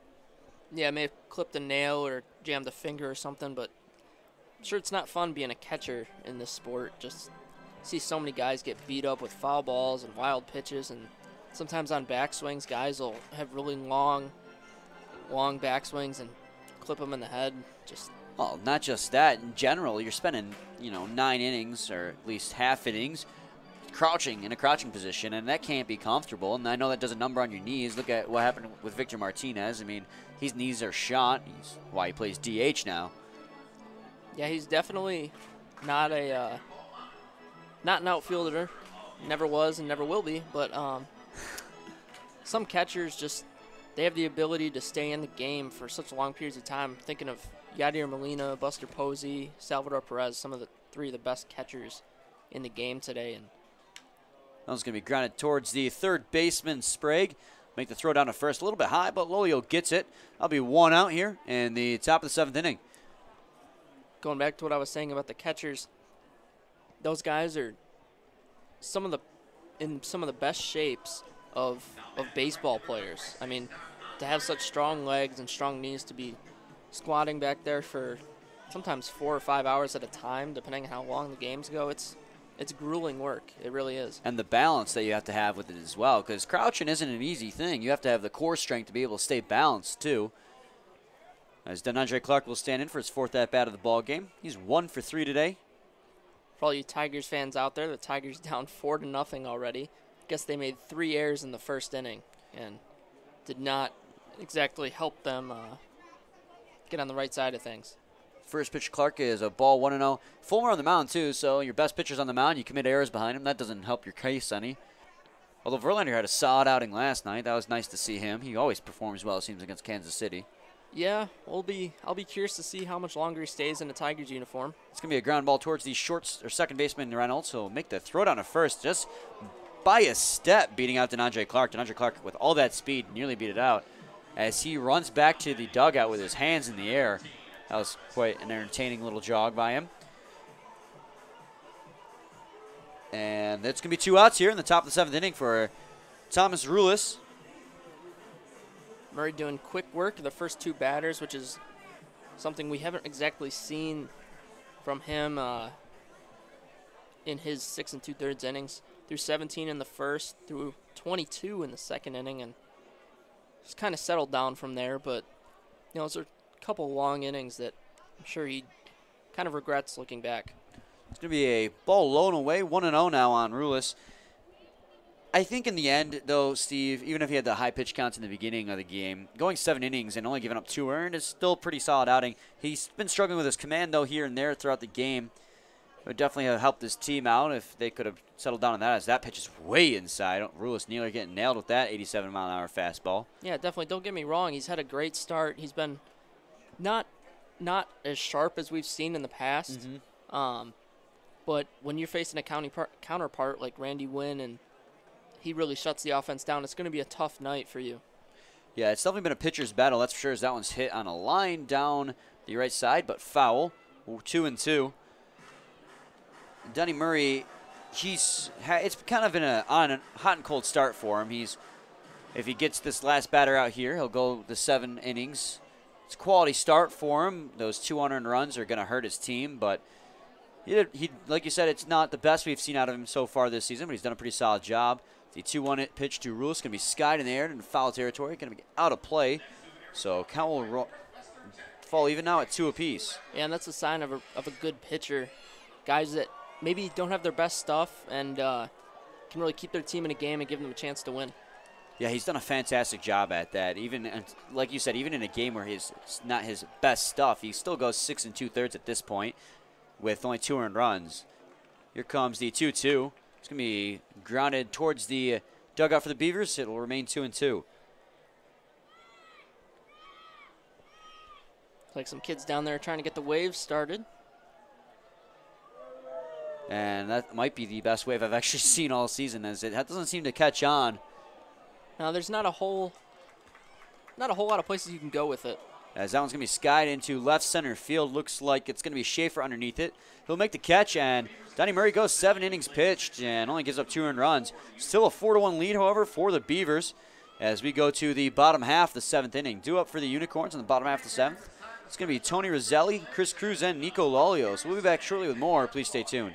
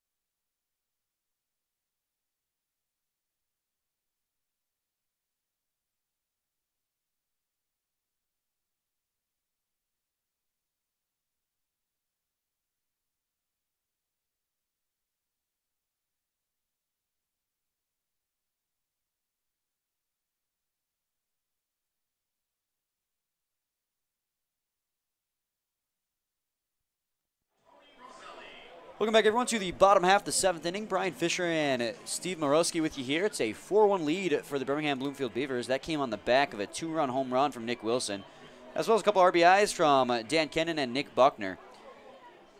It's going to be Tony Roselli set to lead it off here. The first pitch to him is going to be a strike, 0-1.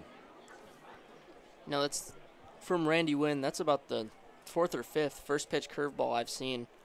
And if I'm someone on the on-deck circle, I'm going to be sitting all over that and really ready to drive that somewhere the opposite field. Just stay back and let it get as deep as possible. Roselli fouls one off. It's 0-2. And yeah, Steve, we mentioned about just how good he's been mixing up those pitches. And you know, he's been gotten those first pitch strikes. So that one's grounded over to the third baseman, Kennan. He'll make the throw down to Wilson. That'll be 1 out. So 1 out here in the bottom half of the 7th inning. And like I was saying, he's made a lot of those first pitch strikes on curveballs. So you're probably right. They're going to be looking, or at least they should be looking for that.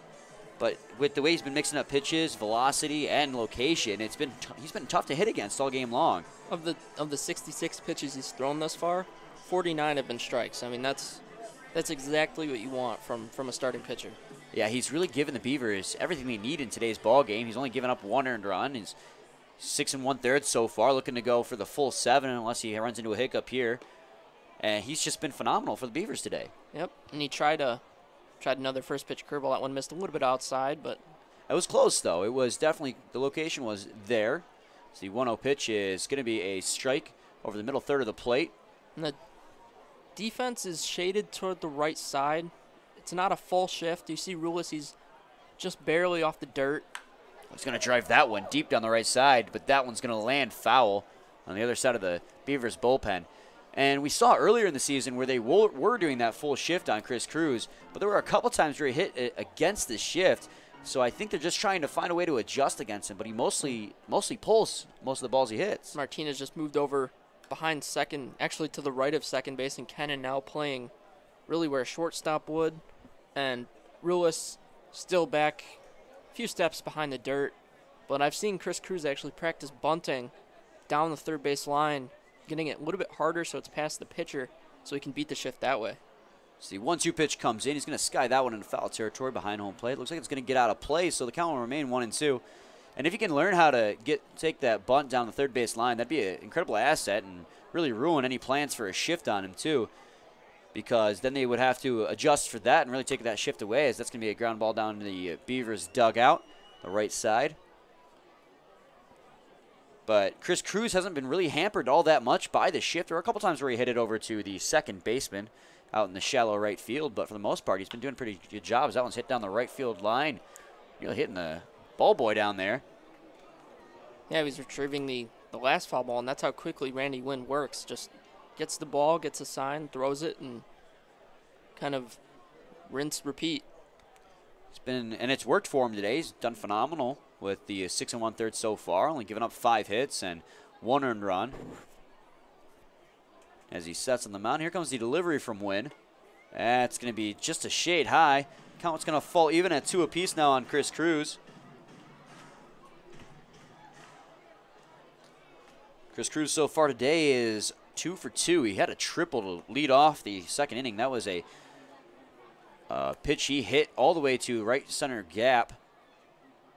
And he really made him pay for that one because he ended up coming around to score too. 3-2 pitch. He swings and misses on that one. 91-mile-an-hour fastball up in the zone. And Randy Wynn dusts him off. That's the first time today Chris Cruz has not reached safely. 10-pitch at bat. Fortunately, it didn't end the way that Cruz wanted, but made him throw a little more pitches than we've seen in previous at-bats. And hopefully they're going to try and get Wynn out of there and get something started. Well, now 2 outs in the bottom half of the 7th. It's looking like it's the Beavers' game to lose as Nico Lolio stands in. Lolio won the game for the Unicorns back on Saturday. It was a walk-off sac fly against the Eastside Diamond Hoppers. Bases were loaded in that ball game. He comes in, and we've mentioned a couple times, Steve, how clutch he is in those situations. As he has an RBI today as well, as that's going to be swung and missed. Big rip there from Nico Lolio and an off-speed pitch outside the zone. Definitely does not get cheated on his swings. He takes hard swings almost all the time. So that's going to be another strike, another fastball from Randy Wynn, 1-2. Nico Lolio with that lone RBI today, but he's also hit into a double play that ended the 4th inning, as that's going to be a drop third strike. They're going to have to throw down to first, but easy play for Hunter Wood behind the plate. That's it here in the 7th. We go to the top of the 8th, where it's still a 4-1 lead for the Birmingham-Bloomfield Beavers. When we come back, leading off for the Beavers is going to be the first baseman, Nick Wilson. Following him be the DH, Nick Buckner, and the catcher, Hunter Woods. We'll be back shortly with more. Please stay tuned.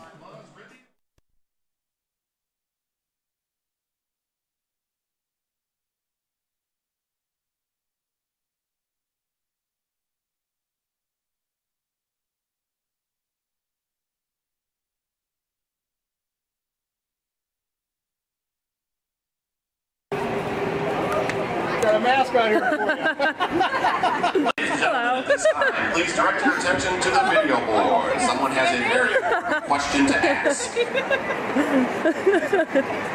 Oh my goodness!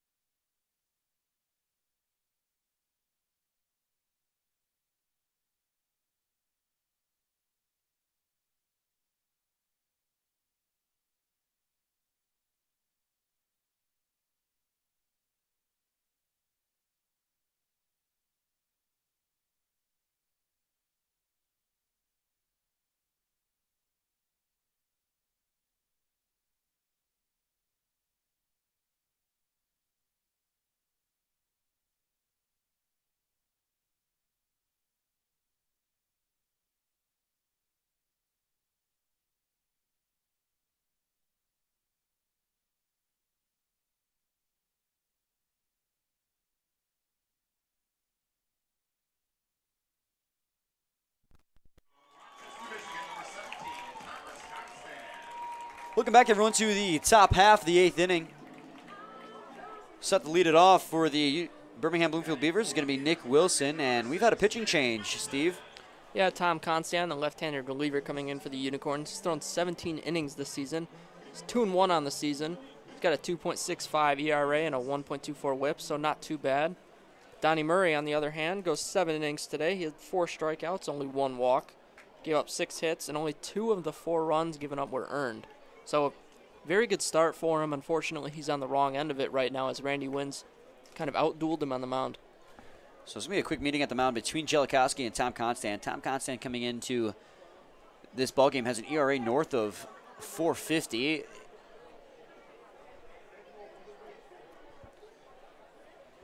Or I apologize, I was looking at the wrong stat line. It's actually 2.65. He's been effective out of the bullpen for the Utica Unicorns. Nick Wilson up to bat here. He had that big 2-run home run back in the 5th inning. So the first pitch to him is going to be a strike on the inner third of the plate, 0-1. Yeah, Donnie Murray went 7 innings pitched, those 4 strikeouts and 1 walk. Despite the control issues he was having, he put out a really good outing. Seemed like he was getting a lot of swings from the Beavers. Maybe at pitches that weren't necessarily strikes, but he was getting a lot of swings and misses and getting them to pop some balls up, maybe hit some soft ground balls, and he unfortunately just left a few balls a little bit too high in the strike zone. Nick Wilson made him pay, too, and so he drove that one deep opposite field for that 2-run home run. That gave the Beavers the lead back in the 5th inning. And then another sac fly from Dan Kennan tacked another one on. So it's 1-2 now on Nick Wilson. Here comes the pitch. Oh, he's going to drive that one down the left field line, but just foul. Again, it looked like Constant hung a slider there, and Wilson got all of it, just opened up the hips a little too much and pulled it foul.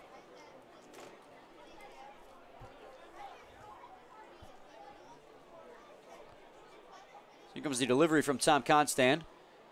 1-2 pitch is going to be high and away. Count will fall even at 2 apiece now. I think part of what makes Constant so effective is that he hides the ball well, and he's got that sneaky fast fastball. Moves a little bit, and you don't see it until it's. That one's going to be a hit on a line to left field right at Schaefer, who will make the catch about a few feet from the warning track, and that'll be 1 out here in the top of the 8th inning.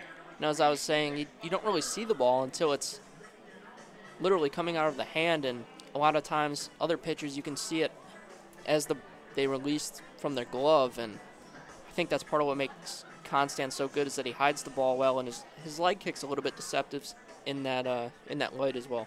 And that's a good point, too, because if you notice when he's delivering his pitch, he really keeps his glove high to protect that ball, and then he really turns his back away so you can't see it. Great sliding stop there from Brett Balkin, and a beautiful throw down to first. Great play by Brett Balkin there. And that's going to be 2 outs here in the top of the 8th inning. We've seen that from him a few times this season, and Balkin actually owns his own hitting company, Balkin Hitting, and he does clinics and things like that on the offensive side, but he also teaches some of the defensive parts of the game and obviously flashes the leather there. Yeah, he's definitely not unfamiliar with the flashy plays. We've seen him do it multiple times this season. As Hunter Wood will stand in with 2 outs here in the top of the 8th inning. He was hit by a pitch his last time up. Came around to score eventually, as that's going to be a ground ball up the middle. Brett Balkin is running and makes the play. Throw down to first, got him. So 2 good plays by Brett Balkin will finish off the inning, or the top of the 8th inning. And we go to the bottom of the 8th, where due for the Utica Unicorns will be Brendan Schaefer, Greg Jones, and Dylan Sprague, the 7, 8, and 9 hitters in the lineup for the Unicorns. Still a 4-1 lead for the Birmingham-Bloomfield Beavers. We'll be back shortly with more. Please stay tuned.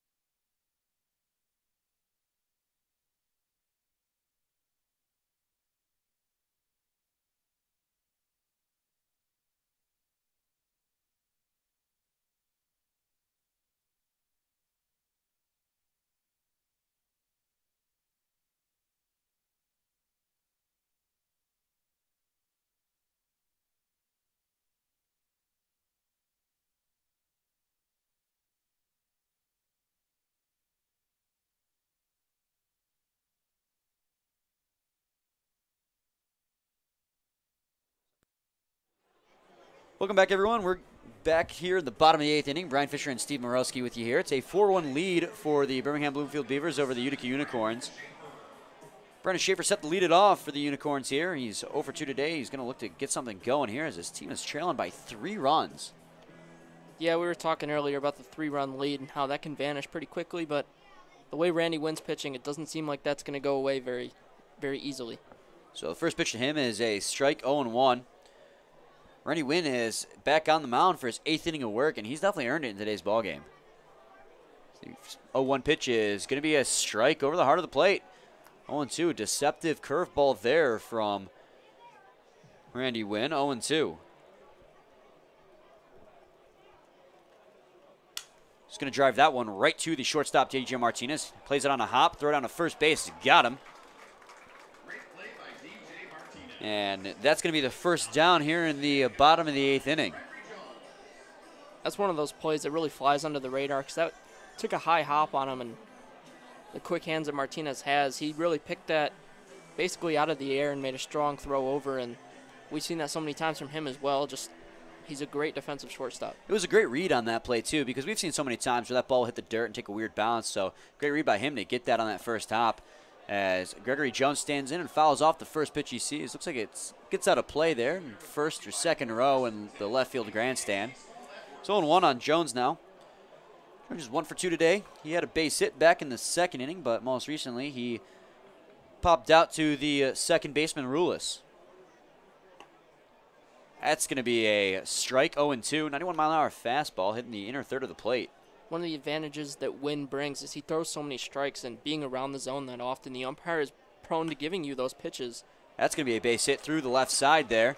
Ground ball base hit for Greg Jones, his second hit of the game. And I know Wynn wants that pitch back. He left that one a little bit too much over the plate, trying to backdoor it on the outside corner, and hopefully here he can get Sprague to roll into another double play ball that he hit in the second inning as well. Yeah, and other than that, he grounded out to Randy Wynn at the mound, and Randy Wynn took it himself over to first base. So Dylan Sprague looking to get this offense going for him today. It's been lackluster in today's ball game, as that's going to be a strike on the outside edge. 0-1.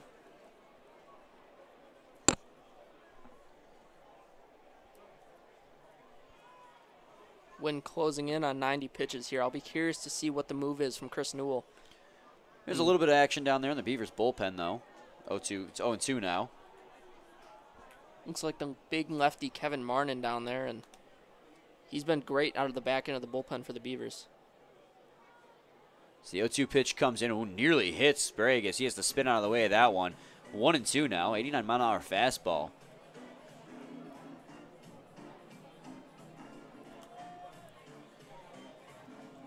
Jones again down there at first base. He's got a decent lead, but as a DH, it's not much of a threat to steals. That's going to be a ground ball. Rulis ranging to his left will make the play. He'll get Sprague at first base, but will advance the runner to second. So a ground out for Dylan Sprague. It wasn't really the only play that Rulis had, and you know that run at second doesn't mean a whole lot at this point. I mean, it would be 4-2, it'd get them within 2 runs, but like I said, the way Wynn's pitching and having Marnin out of the back end of the bullpen, it would be tough to score some runs. Well, it was a long run for Rulis from over where he's standing at a range a long way to his left. So by the time he got the ball, like you said, Steve, it was the only play. It's just important to get that out. So now there's only 2 outs here in the bottom of the 8th inning. Yeah, he's playing double play depth, so he had to range a little bit further than he usually would. So Brett Balkin stands in, looks at a called for a strike. Another good fastball from Randy Wynn. It was a little bit high, but it was on the outside of the plate. The outer third, I should say. Brett Balkin today is 1 for 3, looking for his second hit of the ball game and possibly cut down on this lead a little bit. He's got a runner at second base as the 0-1 pitch swung and missed. Big cut there from Brett Balkin. 0-2. I think he was way behind on that one. Also, might add, one of the best mustaches I've ever seen. Definitely the best facial hair in the league by a long shot. I think the only one better I've seen is probably Tom Selleck. Tom Selleck, lead actor in Blue Bloods and many other movies and also television series. Seen him on some insurance commercials recently. You're right. I do remember that. I can't remember what insurance commercials, but I have. 1-2 now. I was talking with my dad, and he just seems like the good representation of America for whatever reason. I think, I can't put my finger on it, but I think you're right, as that one's going to be skied in the air towards left field. That's going to be a fair ball down the left line. That's going to score Greg Jones from second base, and that's going to be an RBI double, maybe more as he's rounding second. He'll stop and retreat back to second base. So an RBI double from Brett Balkin will make it a 4-2 game here for the Utica Unicorns. Good job by Balkin. Looked like he was off balance on an off-speed pitch, but he flared it into left field and ended up getting in the corner and got the RBI. So now the Unicorns only within 2. So now Connor Reynolds will stand up here, take his 4th at-bat of the ball game. Just like Brett Balkin, he's got a runner at second with 2 outs and can make it a 4-3 game. First pitch to him is going to be skied in the air into foul territory. Looks like it's going to land out of play. So 0-1 now on Reynolds. Reynolds is 0 for 3 so far in today's ballgame. He's struck out twice and flew out to the right fielder, DeAndre Clark. DeAndre Clark started the year playing center field, but with the addition of Brendan Raw, they moved him out there to right field, and they really shored up that outfield. 2 really great defensive outfielders in Raw and Clark. And that's going to be another foul ball, 0-2.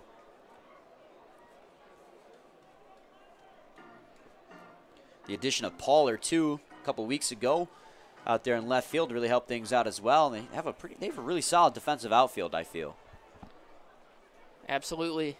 I mean, you don't see too many misplays out there, and right now Wynn's closing in on the 100 pitch mark, but he'll sit at 97 now. As he rings up Connor Reynolds, strikes out looking. So we go to the top of the 9th inning, but the Unicorns do manage to get one back, make it a 4-2 ball game. Due up for the Beavers in the top of the 9th inning is going to be Robert Pollard, Dan Kennan, and Brandon Raw, the 6, 7, and 8 hitters in the lineup for the Beavers. We'll be back shortly with more. Please stay tuned.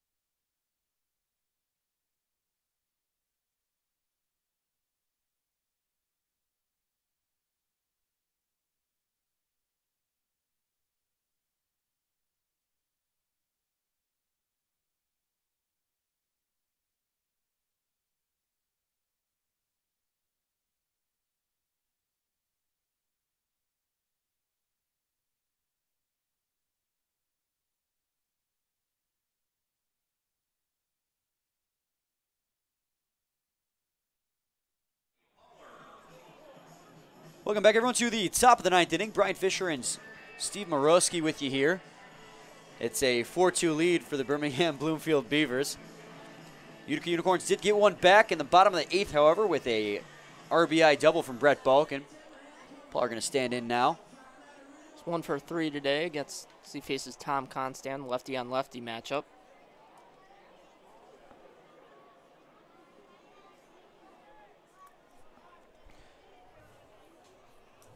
As Constant still getting ready on the mound there. Here comes the first pitch to Pollard. That's going to be it's going to be called a ball, 1-0.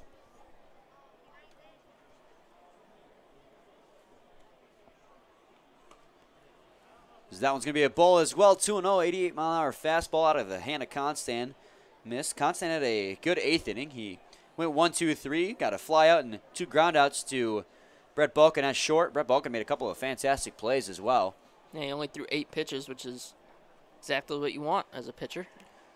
2-0 now, or 3-0, I apologize, as that pitch missed as well. Looking at the tape job on Rob Poller's bat, and looks like he taped it so that he kind of forces himself to choke up as he stands in the plate. I don't know if that's what he does normally against every pitcher, but my thinking was that it might be against a left-handed pitcher. He tries to get the hand started a little bit faster. So Robert Poller has a 3-0 count. Here comes the pitch. That's going to be a ball outside. So on 4 straight pitches, Robert Poller is going to draw a walk. So it's going to be, and we've mentioned before how these leadoff walks tend to hurt a team. It didn't hurt them back in the 4th inning, however, but the Beavers have had pretty active bats here today, so especially here in the 9th when they're looking to pad the lead, could really hurt them. Well, what hurts right now, especially with that leadoff walk for the Unicorns, is that they just scored a run to pull within 2, and now they walk the leadoff guy, who usually comes around to score. So, the thinking here, Kennan may bunt, gets him over to second, and a single would score him. The first pitch of Kennan, he's going to show bunt like you said, bunted back to the mound. There only plays at first base, and it was a bad throw by Tom Constant. That's going to allow both runners to reach safely as that ball got away from Nico Lolio. But now with guys on first and second and Brandon Raw coming up, he can also drop down a bunt and get 2 guys in scoring position. It's going to be an interesting situation for sure because Brandon Raw is very capable of laying down the bunt, but he's got a good bat on him too. He hits pretty well. He's got the 2 home runs with the Beavers, 5 out so far in the season, batting .263. And a runner in scoring position with no outs. I think bunt, you're probably right, is probably the best situation right now. Runners at first and second with no outs. He does show bunt, but it's going to go foul, 0-1. Looks like they ended up giving that as a hit to Dan Kennan. So successful bunt for him.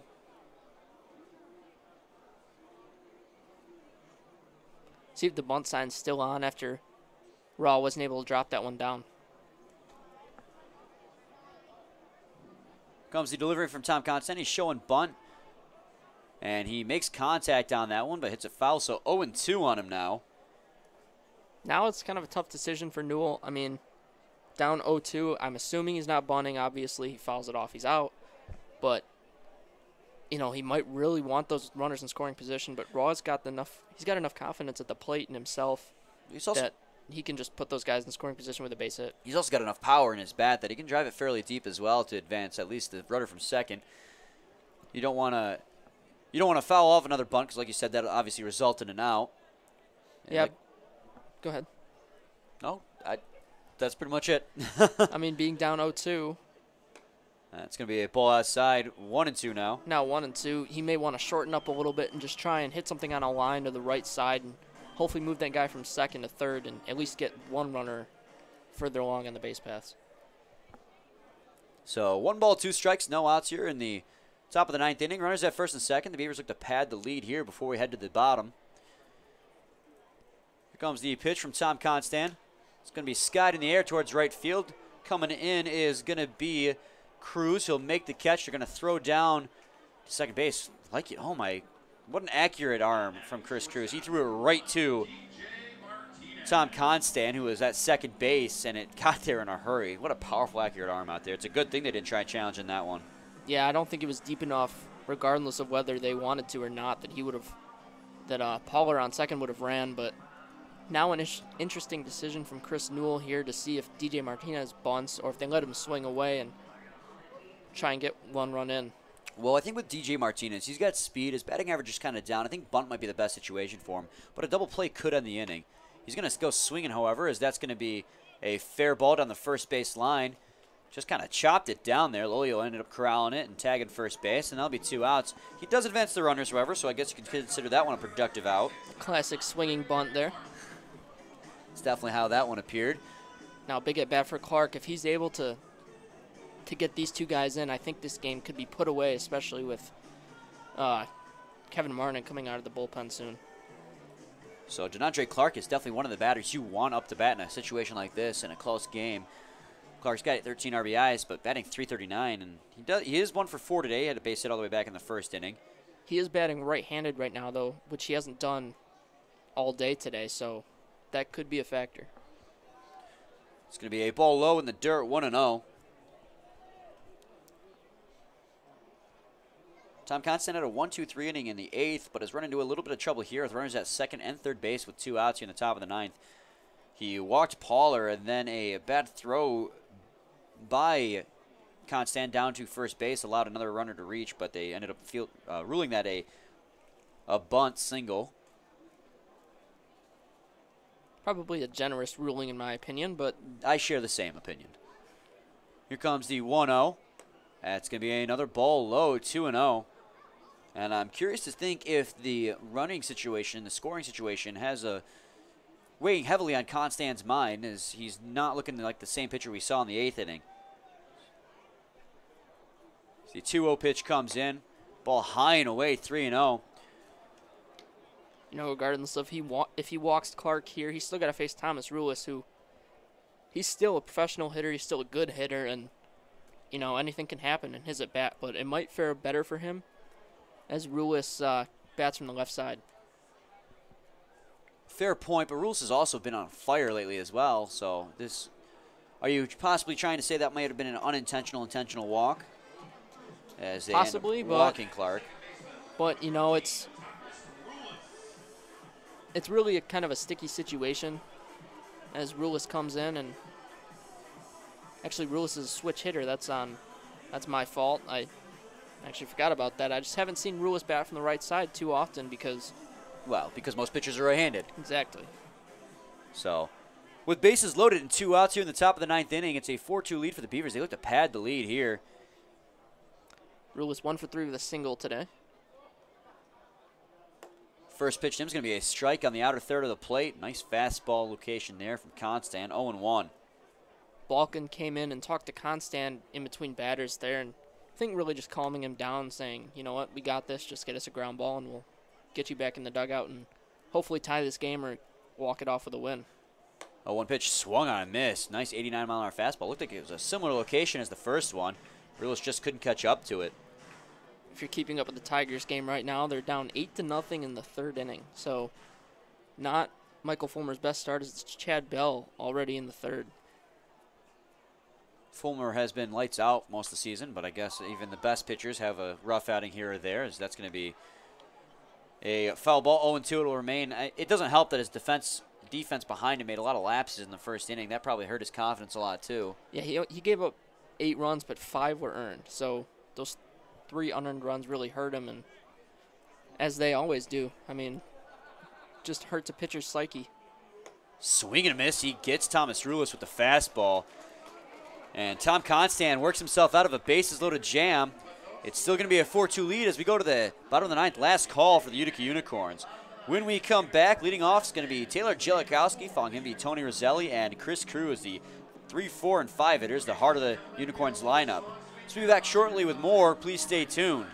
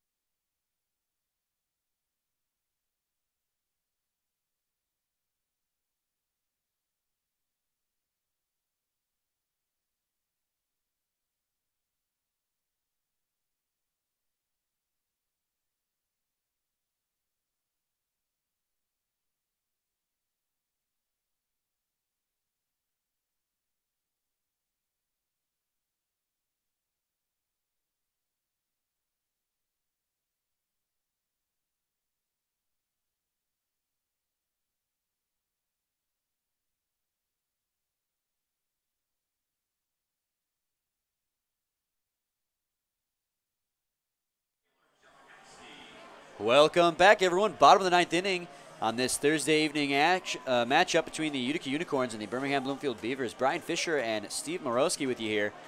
And last call for the Unicorns as Taylor Jellikowski will lead it off. And can't think of a better hitter to lead off the bottom of the ninth than Taylor Jellikowski for the Unicorns. Yeah, it'll be a tough matchup, though, facing Kevin Martin, the big left-handed reliever out of the Beavers bullpen. Martin, in 12 games, has thrown 13 2/3 innings. He's 1-0. He's got 20 strikeouts, just 9 walks, 1.98 ERA, and a whip of 1.61. So he's done fantastic out of the bullpen so far for the Beavers as he looks to get the save here in the bottom of the ninth inning. The first pitch to Jellikowski was a ball, 1-0. Yeah, Randy Wynn was spectacular through 8 innings, gave up 7 hits, 2 runs, both earned, didn't walk anyone. That's going to be a base hit up the middle for Taylor Jellikowski. Gave up 7 strikeouts. Great way to lead it off here in the bottom of the ninth. And yeah, Randy Wynn, Steve, was just phenomenal in his performance today. Came in today with an ERA of 5.14, but that didn't hamper him at all. We've seen that he's capable of so much, obviously by the fact that he was the pitcher of the year last year. So this is definitely a return to form for him, and just phenomenal game out of him. 7 strikeouts and 8 innings pitched, 1 earned run. Like you said, just great game for him. Meanwhile, Tony Rizzelli is going to stand in. There's a runner at first base with no outs in the bottom of the ninth. 4-2 lead for the Beavers as the Beavers try to close it out here. This is where Martin really needs to work down in the zone and get that ground ball. It's going to be a foul ball into the netting behind home plate, 0-1. Looked like a fastball. Looked like he tried to throw that one low, but Rizzelli still managed to get underneath it and foul it in the netting.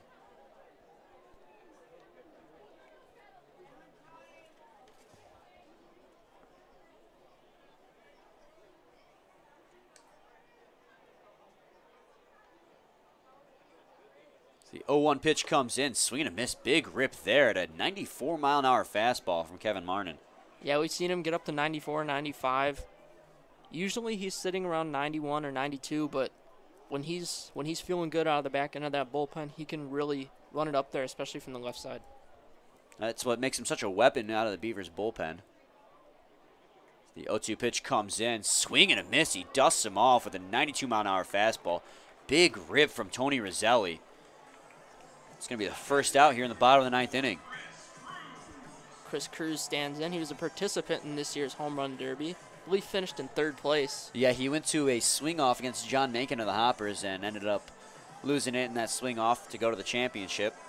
He's batting .221. He's got 5 homers and 20 RBIs. He's got a triple and a single tonight in 3 at-bats. As Kevin Martin on the mound delivers the pitch, and that's going to be a strike low in the zone. Nice change up there from Kevin Martin, 0-1.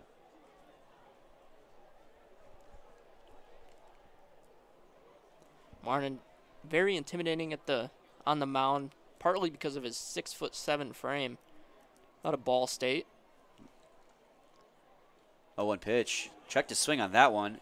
You're going to call it a strike as a pitch way out of the zone. 0-2. Good slider there from Martin. Not sure if that was the first pitch he threw or if it was a changeup, but that one had a lot of movement. Started basically on the outside corner and swept away off the plate. Here comes the 0-2 pitch. That's going to be low and away. 1-2 now. Looked like a fastball, 92 miles an hour.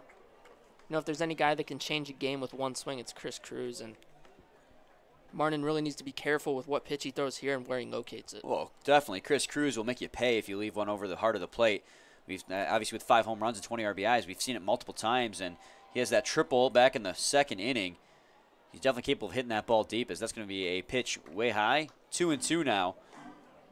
Don't expect Jellikowski down there at first to be on the move here, especially with the way Martinez is playing up the middle. You can see Kennan's basically where Martinez normally plays, and Martinez right behind the second base bag. The 2-2 pitch comes in, swing and a miss. Cruz takes a big rip at a fastball high in the zone. And 2 strikeouts in a row after giving up a leadoff hit. And just like that, the Unicorns are down to their final out here in the bottom of the 9th inning. Tyler McVicker pinch hitting for Nico Lolio. McVicker actually acquired from the Mammoths about 3 weeks ago, and he's been out battling a leg injury. He also had a hand injury a few weeks back, and I guess he seems to be healthy. And this guy has massive power. Watching him in batting practice, he can hit him a long ways. Yeah, he's definitely been a threat behind the plate so far this season with the Mammoths. Is this the first at-bat he's had with the Utica Unicorns in a public game?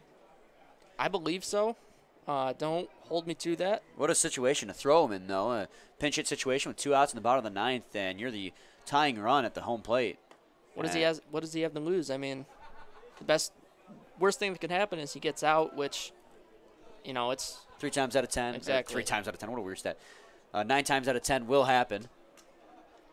So 1-0 on McVicker. Here comes the 1-0 pitch. Swing and a miss. Big grip at that fastball. Martin's been blowing that fastball by these batters all inning long.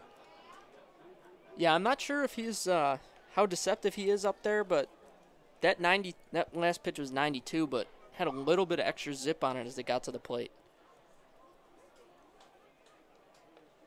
Comes the 1-1 pitch. Another fastball that was swung on and missed. 1-2. And the Unicorns are down to their final strike here in the bottom of the 9th inning. Beavers trying to end this one here, and Martin might get the save. Runner at first base. Tying run at the plate. If McVicker connected with either of those swings, that ball is not coming back anytime soon. Here comes the 1-2 pitch. He's going to foul that one off to the netting. Right side. Will remain 1-2. Like Martin really reared back for that one, 94 miles an hour on the inside corner, and McVicker was able to get contact on that one there, so it's going to be curious to see if he'll throw another fastball to McVicker. If he does, I think it's going to have to be up, or he's going to have to go with something off speed away or down, just to throw him off balance. Because it seems like McVicker's finally starting to get used to that and adjust to it. Here comes the 1-2. Swing and a miss, and that's your fastball high, Steve.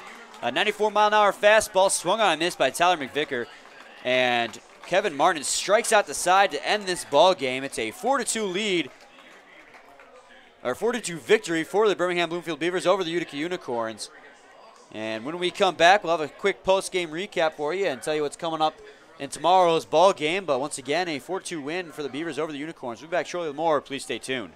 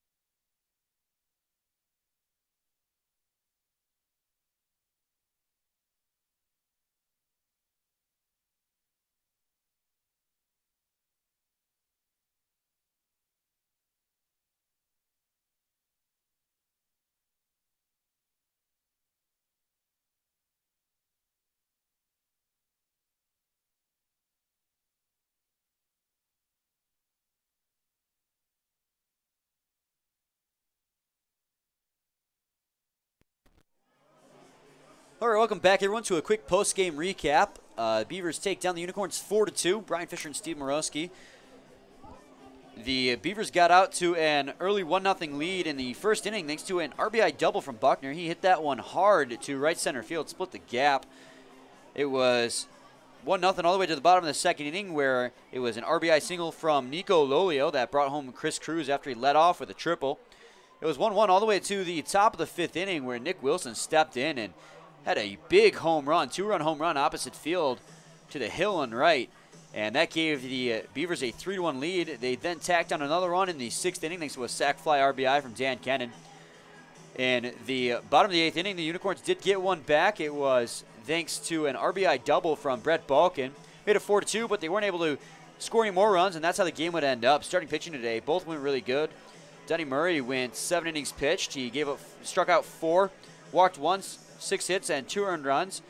And it was Randy Wynn, though, who really stole the show today. 8 innings pitched and 2 earned runs. What a fantastic outing from both starting pitchers today.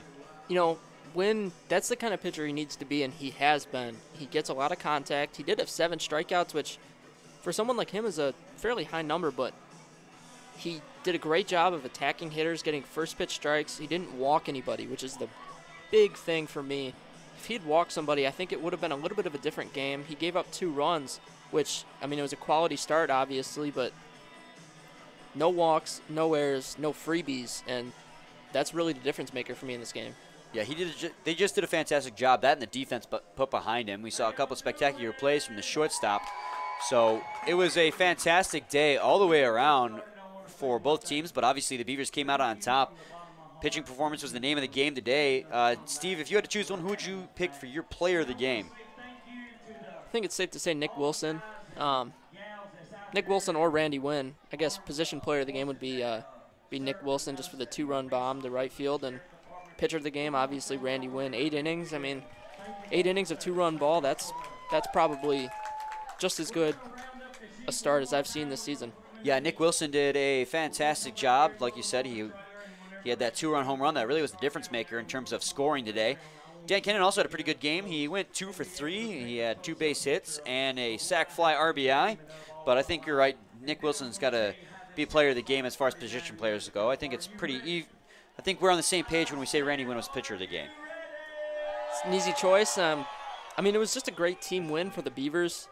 You know, they had good pitching. They had offense when they needed to.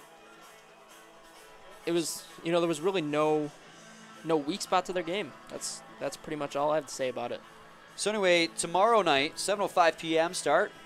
It's the Hoppers that take on the West Side Woolly Mammoths, and tomorrow's Friday evening matchup, and it's going to be just Friday night fireworks tomorrow. Every week we do those on Friday, and fans seem to love them, so we keep bringing it back for more. One more time, the Beavers took down the Utica Unicorns 4-2. I'm Brian Fisher with Steve Morosky, and we'll catch you guys tomorrow. Thank you for listening.